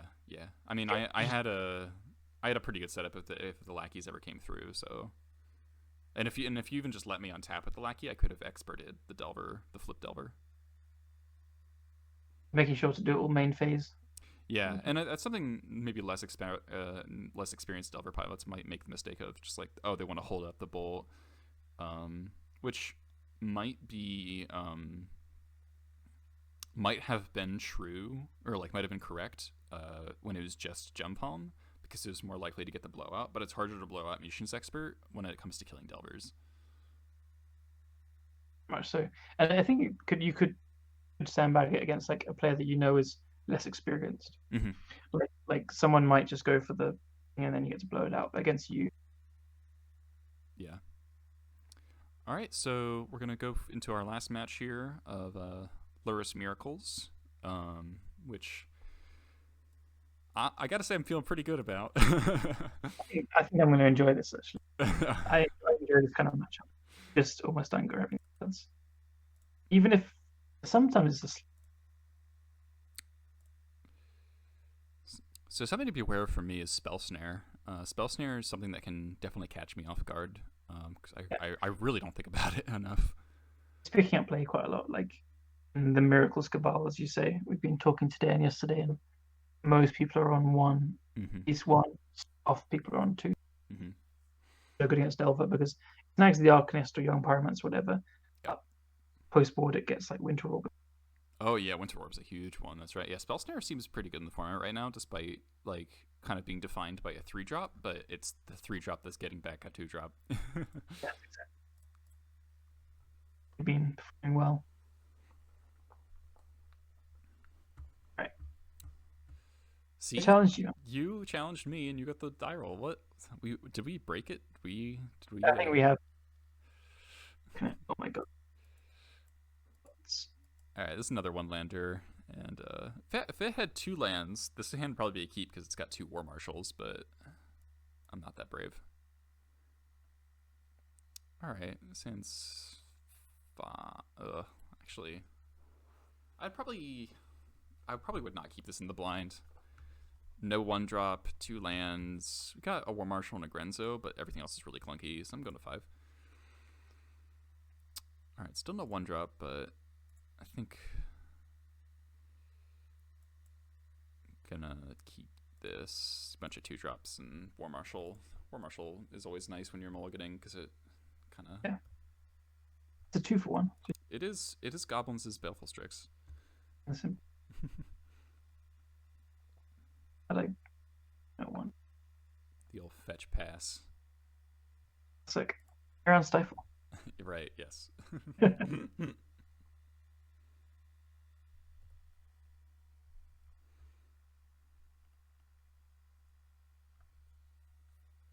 Going like Mountain Pass, I'm like it's me.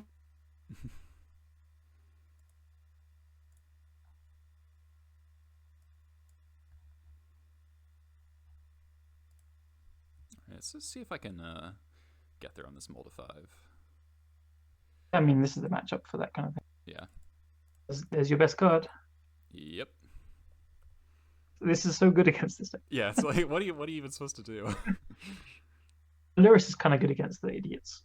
Yeah, brigade. But if the Lurrus dies, then like, what are you doing? Yeah, true. So Lurrus Miracles, I think it's okay to pay Echo here. Like, I could play the Grenzo and try to hit a cantrip. If you're on a mull, you're like looking to eat everything out, I think. Yeah. Also, 1 more damage.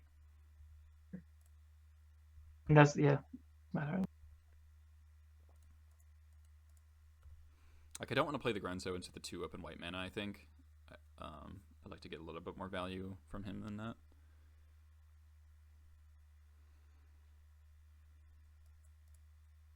Predict that Spell Snare. Did you set that up? Yeah, you did. Okay. Yeah. There it is. Ah, the Caracas. That's pretty good. I think I'll play it out if I...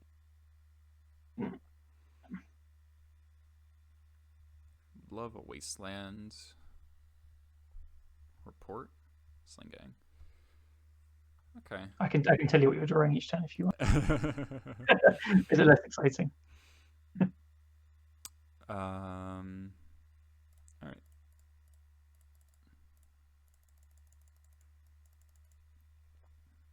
One. Matron Lackey is okay. I was hoping for another removal spell.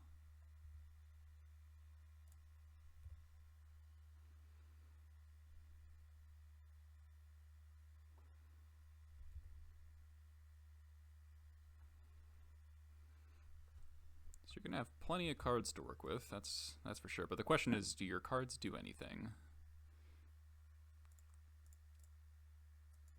Play. Probably the scariest thing for me as far as Lurrus would be recurring Snapcasters. That's definitely gonna be annoying. Yeah. So Wasteland or Port would definitely be the nicest draw here.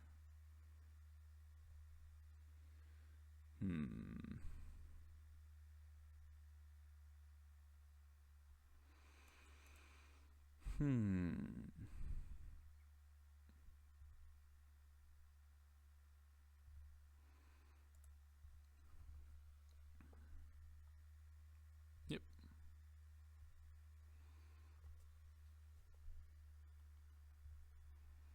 How good Bauble is. Oh yeah, Bauble predict.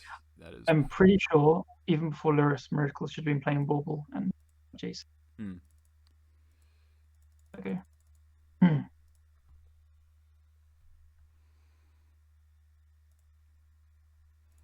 I really need to get this Lurrus off the board.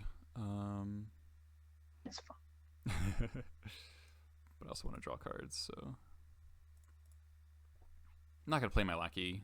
I don't want to play into Terminus more. Yeah, that's pretty sick. Yeah, pretty strong.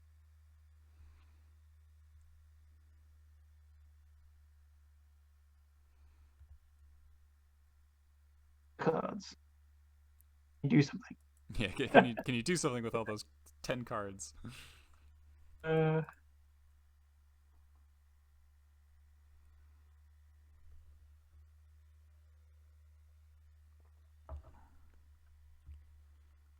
Really looking for some mana denial lands, though. It's turn 6 and you've seen almost half your deck. That is pretty impressive. Interesting. So you're setting up Terminus if you're bouncing Lurrus there, I think. Should wait.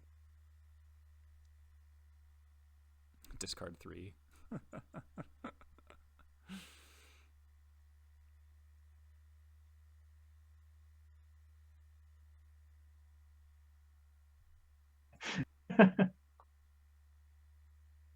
I pretty should wait. Yeah. I just know that, like, I can't protect Lurrus. Yeah. Keep up. All right. Goodbye, board. That's okay.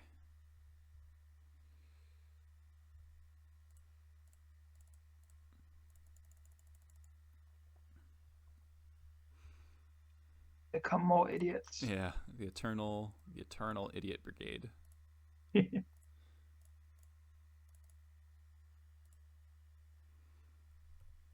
Oh, that may have been a mistake. I think, no, I should probably get Ringleader, but it's also tempting to get War Marshal there.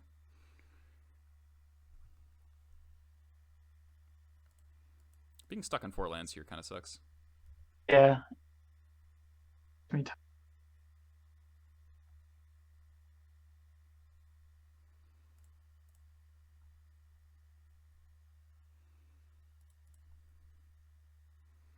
So now you're in the look for entreat part of the game.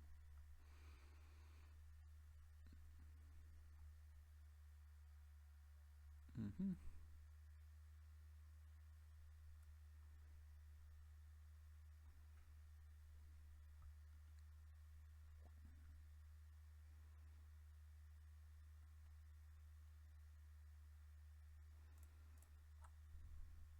Let's see if he finds it. Shuffle says no. Alright. Still protecting Lurrus, alright. I respect it. Okay. 4. Can't quite kill you.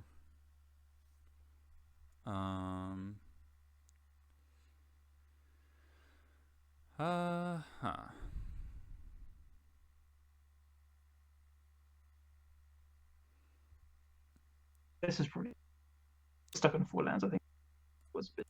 Yeah. Man is definitely awkward. The Lackey, like I could probably do. Let's see. Piledriver, Gempalm. So you haven't set up a terminus, but 1, 2, 3, 4, 5, 6. You can hardcast one. I'm fine playing out a Skirk here, though.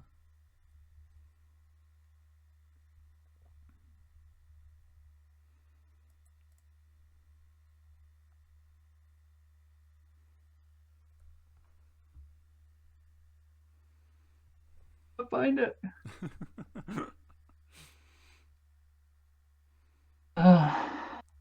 You've all the cards in the universe, but do they do anything? I took a screenshot of when you said I think the first time was 7 lands of a counterbalance or something. It was pretty impressive. That is funny.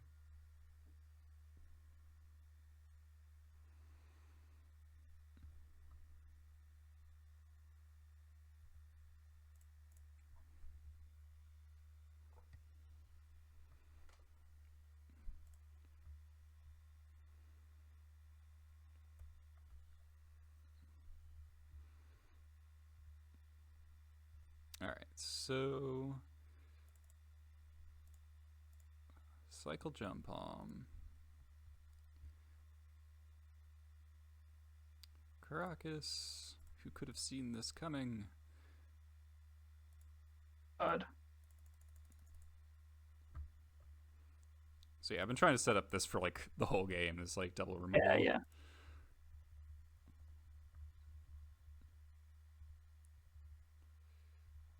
There's the Wasteland.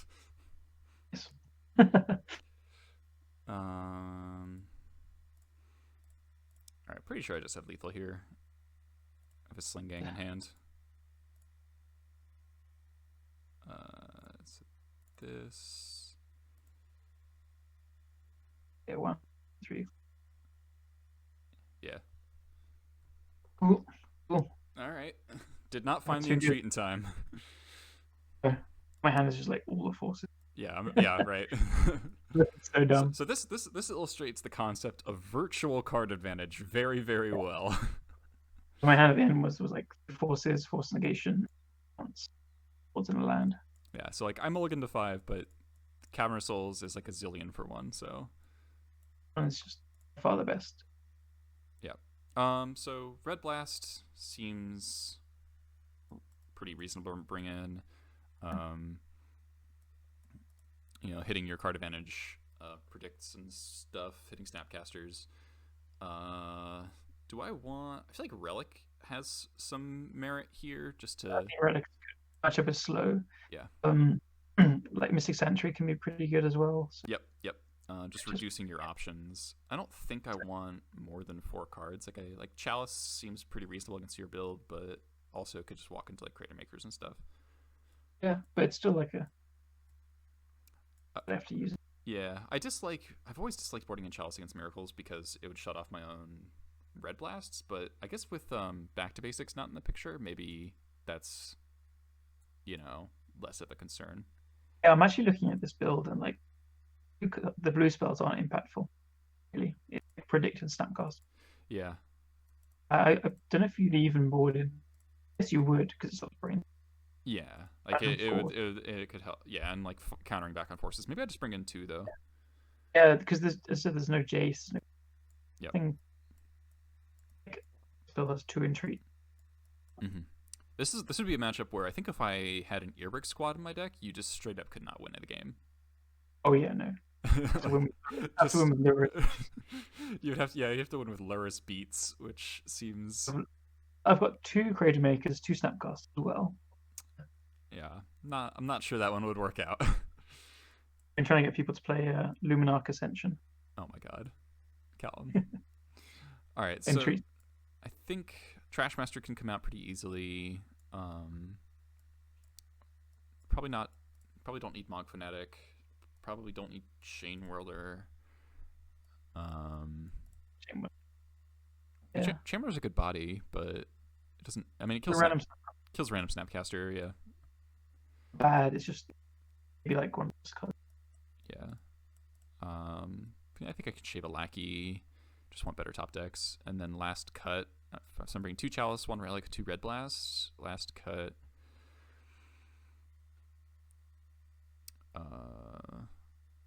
Another Lackey. Lackey or Skirk is always kind of a toss-up. I think go with Skirk. Yeah, Skirk sounds good. Skirk's kind of awkward against Miracles because it incentivizes you to play onto the board a little bit too hard. Makes sense. All right, this hand's a keep. It's pretty awkward though, but it has my best card, aka Cavern of Souls.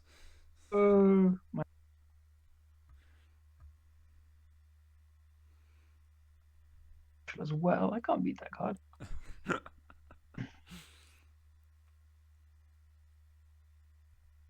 You don't even white mana on turn 1. So lucky. Oh, War Marshal. War Marshal's a very good draw. Yeah. War Marshal just seems like one of the best cards possible in this matchup. It's Lurrus does a good job. Yeah, it creates like a standoff, but like that's if your Lurrus is just being a blocker, it's like not super comfortable place to be.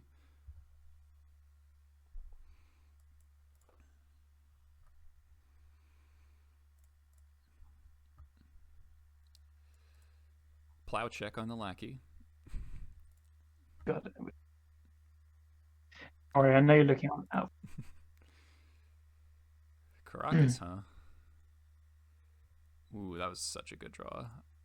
Yeah. I had the Wasteland, but I also top decked the Vial. Yeah, I know you have the Vial because. Oh, that's right, from the bubbles. You just see your fate coming at you. Yeah. Although the flip side, I play against Eldrazi this morning. I was baubles them, and I got to see them draw a third Eye of Ugin, like 2 in a row. Oh, when they would like. All right, that's pretty sweet. Yeah, right. Right. So now Lurrus is like a million miles away. And do you only play 1 Caracas? Do you play 2? What? Yeah, 1. All right, so that's a huge deal actually, because now it's just like I just need War Marshal. Yeah, War Marshal plus Expert is just like permanent Lurrus on lockdown. He is caged. You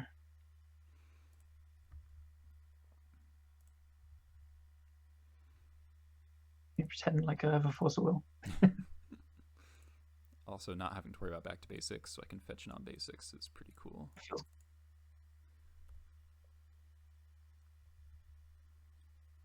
Right, it's a nice Mystic Sanctuary. Cool. Thank you. I thought you'd appreciate that. Mana basics, like it's got so many basics, but sometimes they're just so bad. Yeah. Oh. I think it's Grenzo time.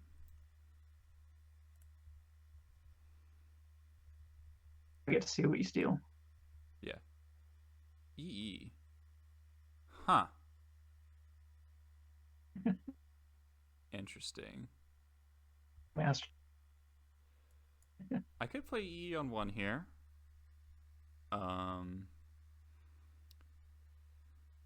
Or I could Wasteland you. Seems better, honestly. Huh?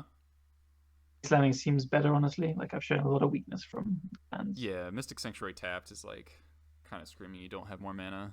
I mean, I guess I can play it on. Is playing on 0 do anything? And treat the angels. Oh Good. Yeah, that actually is good. That actually is very good. Took me a second as well.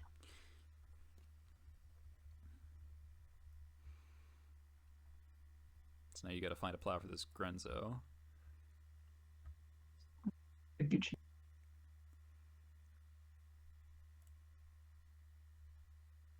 In case you have your Caracas. Yeah. So now it's kind of that question of how much do I commit into a Terminus.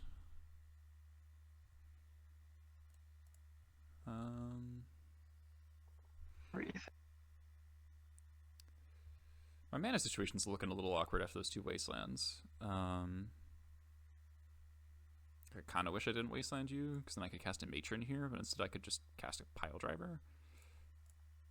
Piledriver's probably fine here. Like, if you Terminus me, I'll be a little sad, but it's also very fast clock.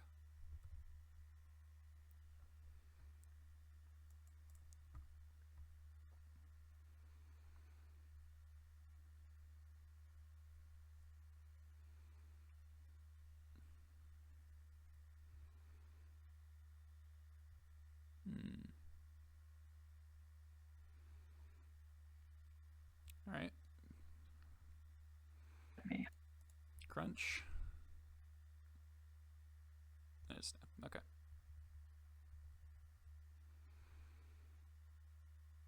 Red Blast would have been nice there. Yeah, definitely. I still feel like this build just doesn't have that many impactful blue spells. Yeah. The best one is Brainstorm to set up. Right. Yes. You got a spell snare for me? Brainstorming. All right. This is pretty good. Pretty good Chalice then. Man, the EE is actually super good here because like Entreat's so threatening. It's true. I have to deal with the exclusives. Unless you don't tap out. Yeah.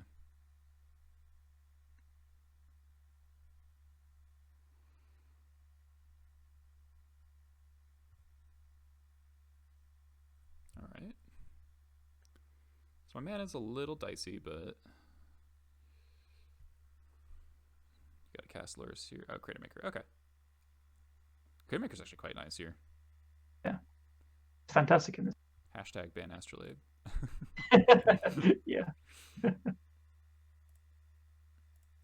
Finally drew the 3rd land, which is good for me.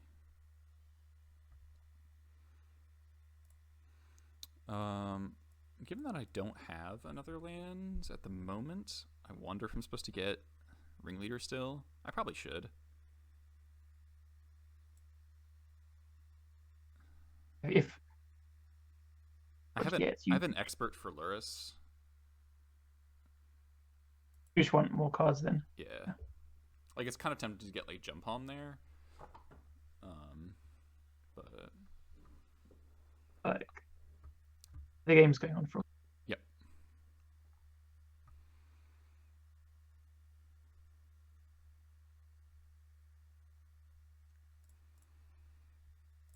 Taking out that Astrolabe with a Cratermaker would be kind of nice. Yeah. Can work. Yep.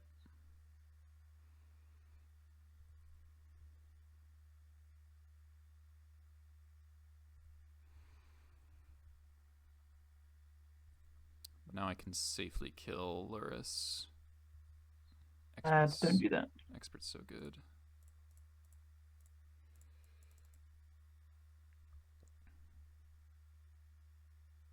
And Chalice is nice because you can't have like Plow plus Crater.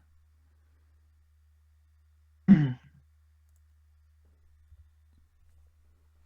now your inevitability is basically gone. Though, I mean, you can blow up the Cratermaker and then entreat me. That is a route here still. Yeah, I feel like I'm just...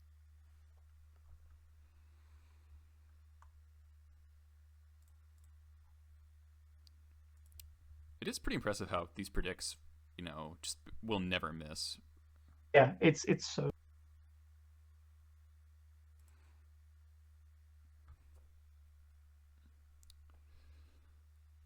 Not the best Terminus I've ever seen. Oh, I think I should go board. So you gotta kill the E, but this Chalice is still like... Yeah, I'm not sure which is right. Yeah.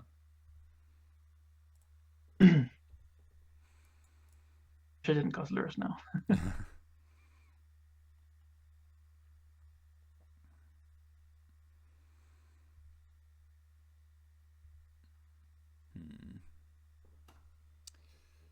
All right. I think I'm just gonna play Warchief, and I'm just not gonna attack. You can't snap I don't want to snap into. I don't want to get Snapcaster blocked. That'd be so bad. So how many? The question is, how many 1-drops do you have stuck in your hand right now? None. How much time can I? Sorry? Just half thinking to myself. I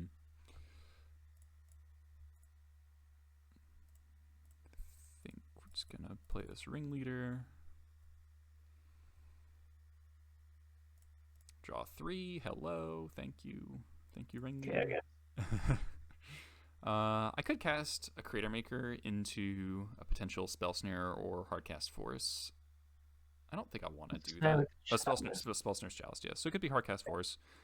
And that would get me 2 additional damage this turn. It's like kind of appealing, but we also haven't seen any Forcivals. I'm betting that you have Force stuck in your hand, so I'm just not going to cast it. I'm just going to attack with Ringleader again. You're a very smart one.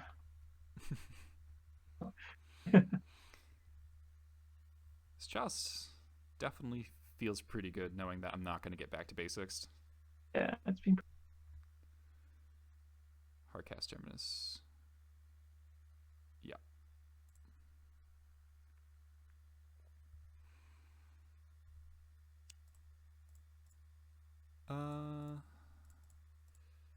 Let's run out of Sling-Gang here. Because I do have to get this game over with. Oh, let me just... I'm at a high enough life total that, like... Oh, it's dark. Second Cratermaker is pretty good. We had 2/2s. Isn't irrelevant. Yeah, 2/2 is Yeah. strong.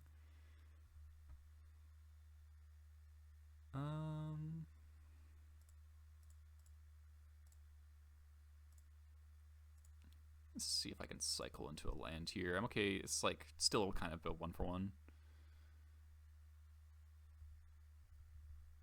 At least I get into attack.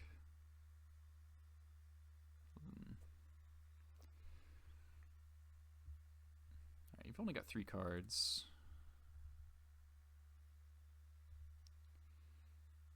Neat. You're at 9. 1, 2, 3, 4. Okay. Alright, so I'm assuming you're going to get Mystic Sanctuary. So I'm going to play my Vial here rather than another creature. Oh, yeah, Hardcast Force, yeah. Yeah. No, you Wasteland. Oh, right, I'm at Wasteland Mystic Sanctuary. That's right, you only have 1. I'm so used to Miracles having 2.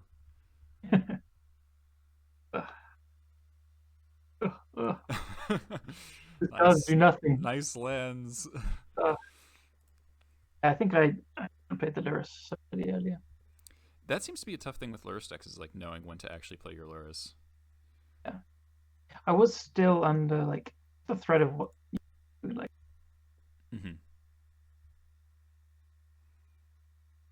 It's like you have to kill this Sling-Gang or else you're just gonna die. Yeah. What is this? Oh, unexpectedly absent? Yeah.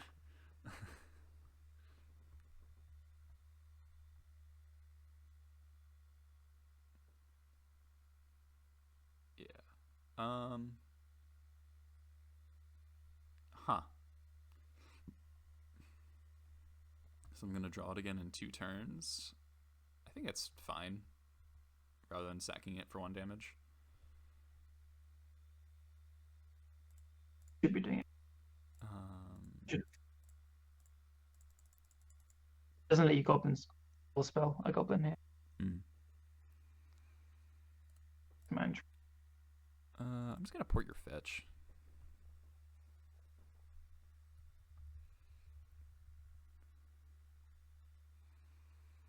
That Entreat's really hiding from you, huh? Oh, as well. Yeah.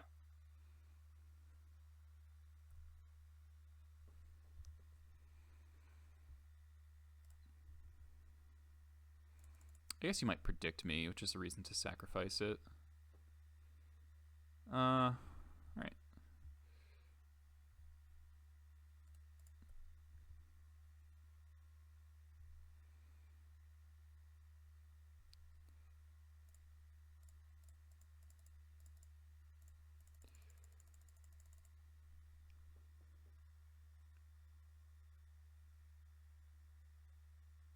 get him. Nice. Yeah. This matchup, so it revolves around. So even if you had a plow here, I could violin one of my 2-drops to kill you in response, and then I still have 2 matrons in my hand. Oh, yeah. You need to find. Come on. Yeah, you needed to find that in treat like 5 turns ago. 10 cards in this one. Yeah, that's rough. I mean, it definitely seems like if you find the entreat by like, I think you probably want it by like turn 7. Yeah, that's exactly what I was going to think. 6, 7. And if you do get there, I do have to. I basically have to kill you with Sling-Gang. So there is an onus on me to win relatively quickly, but not having to care about Jace or Mentor or back to basics. I mean, I'm treating Lurrus like it's a Mentor, where it's just like you need to have the removal on time. It's less threatening for you though than that. Yeah, right. Like game one, you drew like, I don't know, 5 cards with Lurrus, and Cavern just says like, don't give a shit. Yeah, yeah. This one Cavern did just so much. I imagine it's amazing. So Chalice was really good. Yeah, I didn't actually draw very many 1-drops. Cast a Brainstorm in response. I predicted away. Yeah, predict really lets you cycle things away. My hand for a while was just like 2 forces and 2 terminuses as well. Just a little bit awkward, but I think Chalice is still. Yeah, and if at least it forced the Cratermaker went on it. I mean, Grenzo hitting the EE was like pretty nice because it gave me a level of insurance. I almost feel like hilariously enough, if I had no, that's probably stupid. Like if I had a Pithy Needle on my sideboard, I just board in a Pithy Needle and name Cratermaker. No. Yeah. There's no way that's right in my 3 Cratermaker deck. You're right. This deck still has like. Oh, Seal Cleansing and EE, right? Yeah, exactly. But yeah, I mean, it felt like. Yeah, you're still messing. Yeah, it's still Goblins versus Miracles, tale as old as time. I think this is way more favored now. Like, you say no Mentor back to basic. Yeah, there's just not that much that scares me. Like there's Entreat is the only scary card in the deck. Yeah, Lurrus, like aside, was you were saying you were working out how to kill it. I'm just thinking it's not actually worth very much. I'm gonna just get a card out of it. Mm-hmm. I guess you used 2 cards on it, and I drew a card. It's still pretty good. Yeah, but I mean, like cycling Gempalm is not like in the exchange where like I cycled Gempalm, you Caracased it, and then I sacked Matron to expert it. Like I'm still relatively equal on cards in all of those exchanges because the Matron had already effectively drawn a card, the Gempalm draws a card, the expert leaves a body on board. Like these aren't bad trades. I know, totally. This is classic Goblin things. Yeah. We'll trade cards, then you've got 3 1/1s in play. Yeah, exactly. Yeah, everyone. It's kind of like the whole battle is raging around, and then there's just like 3 guys at the end of it that are just like poking the enemy wizard at the end, just like we're gonna get you. Accurate. Yeah, you can imagine this huge like hellscape. There's just three Mogg War Marshals, just like, all right, we're here to win the battle. It does seem like War Marshal is like one of the best cards by a decent margin. Used to be like using the word terrifying on the card feels weird.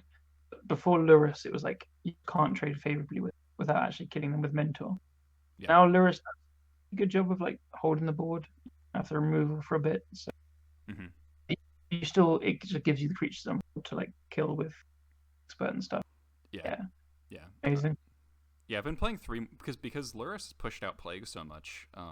Like in my article I wrote for the Patreon last night, I talked about how like this is one of probably the period with the least amount of Plague Engineer since Plague Engineer was printed. And so this build is playing 2 War Marshals because I wanted to fit in the 3rd Cratermaker. But I go back and forth on whether or not Grenzo is better or worse than the 3rd War Marshal. It's really tough for me to decide because Grenzo is like more higher power, but War Marshal is greater synergy So with the better Aura against Shell. random decks, I guess. Sorry? I guess it's better against random combo decks and stuff. Yeah, exactly. Like I think I don't know if you saw I decked Doomsday with Grenzo. Didn't see that. That's nice. It was when I was playing Lurrus Goblins and like they'd cast Doomsday and passed, and I went Lurrus, cast Petal, cast Grenzo from my graveyard, attack with Skirk Prospector, exile your last card in your library. Nice. Cool. It was pretty sick. So I mean, Grenzo does have like all these like random upsides against like Depth, Storm, Doomsday, and then like hitting cantrips against any of the blue decks is always nice. And you know, the Karn decks, you hit Karn and they lose. You know, he is just like this random power spike depending on the matchup. It's for good stories as well. Oh god, Grenzo is such a fun card. It's just so fun. Like I goaded against Storm. I goaded their Lurrus into my like Mogg War Marshal tokens. I don't even remember what goad does. It forces it to attack. Yeah. So that was hilarious. So that's kind of where I'm split. But you know, 3 War Marshals seems like pretty awesome right now because like it's so good against Delver, so good against Miracles. And I think you'll see more of this Miracles deck as well. Anurag just won the challenge with. Oh, did he? He has like 2 Veil of Summers, but otherwise playing very close to what I was just playing here. Oh, nice. I think it's very good against Delver. It's like the natural. I guess if if something's gonna beat Lurrus Delver, it's gonna be Lurrus Miracles. Exactly. There we go. Yeah. Just going back to the old Grixis Delver versus Miracles days. Mm-hmm. Yeah, that's going all the way back to top, right?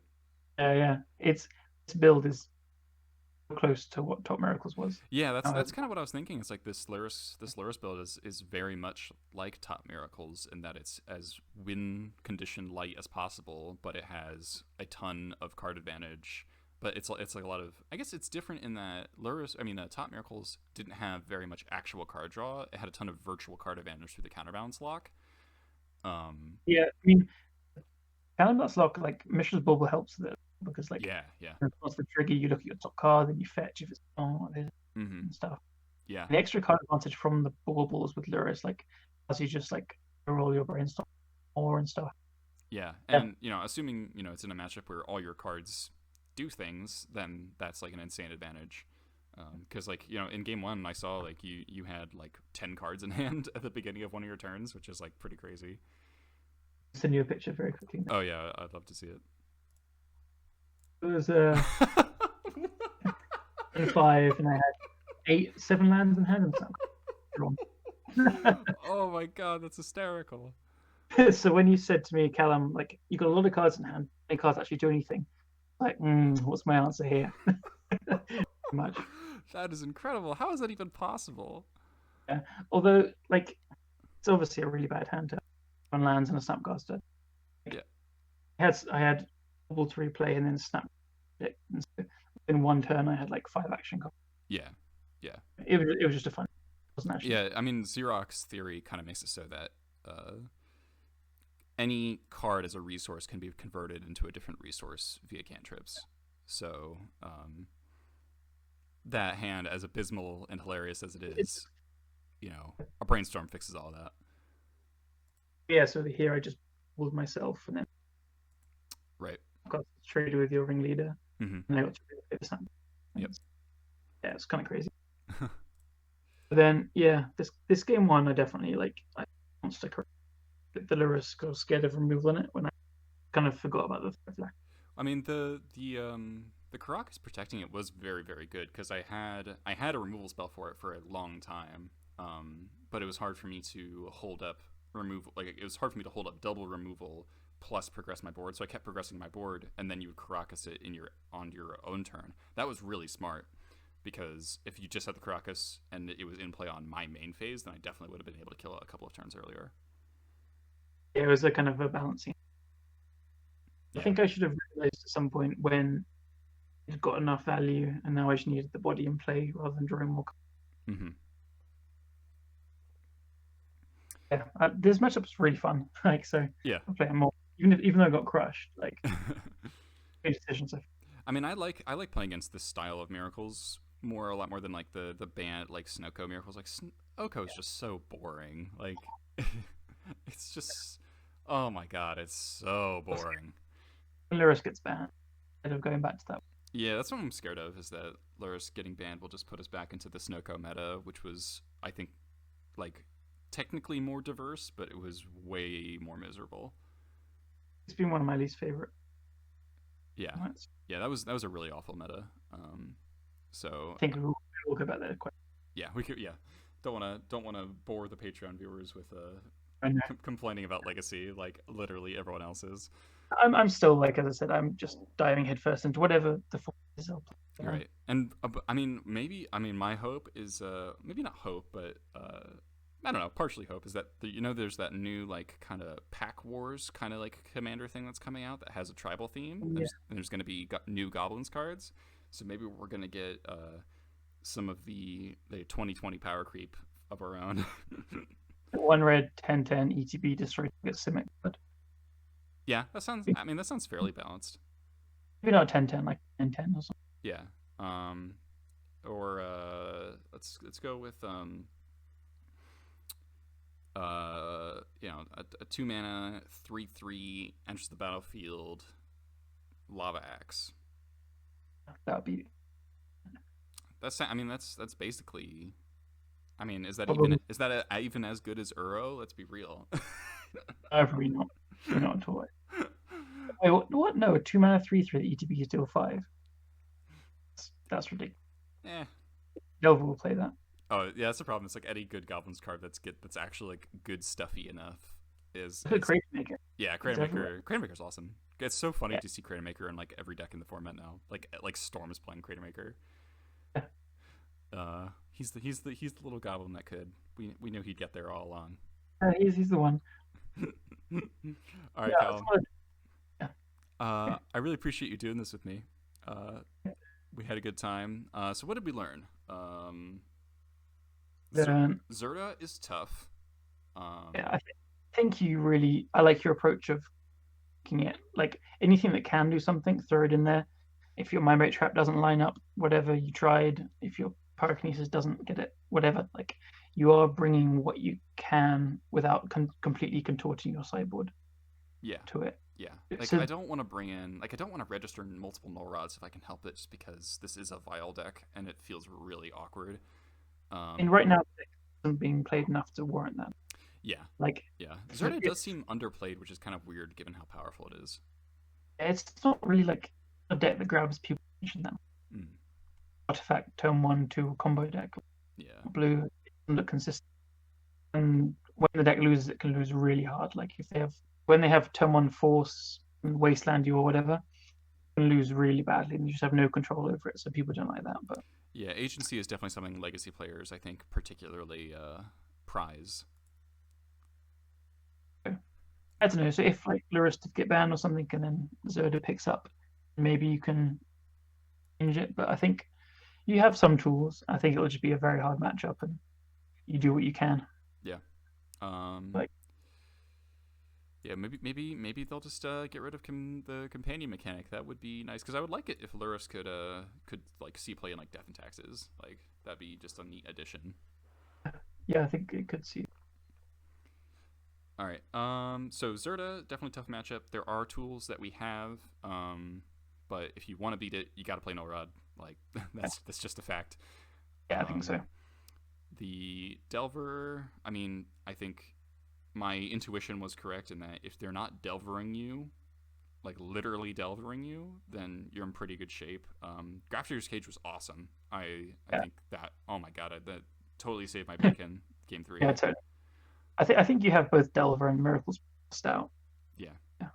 All your intuitions, like all the things you said should happen, kind of just happened in the games as well. So. Yeah.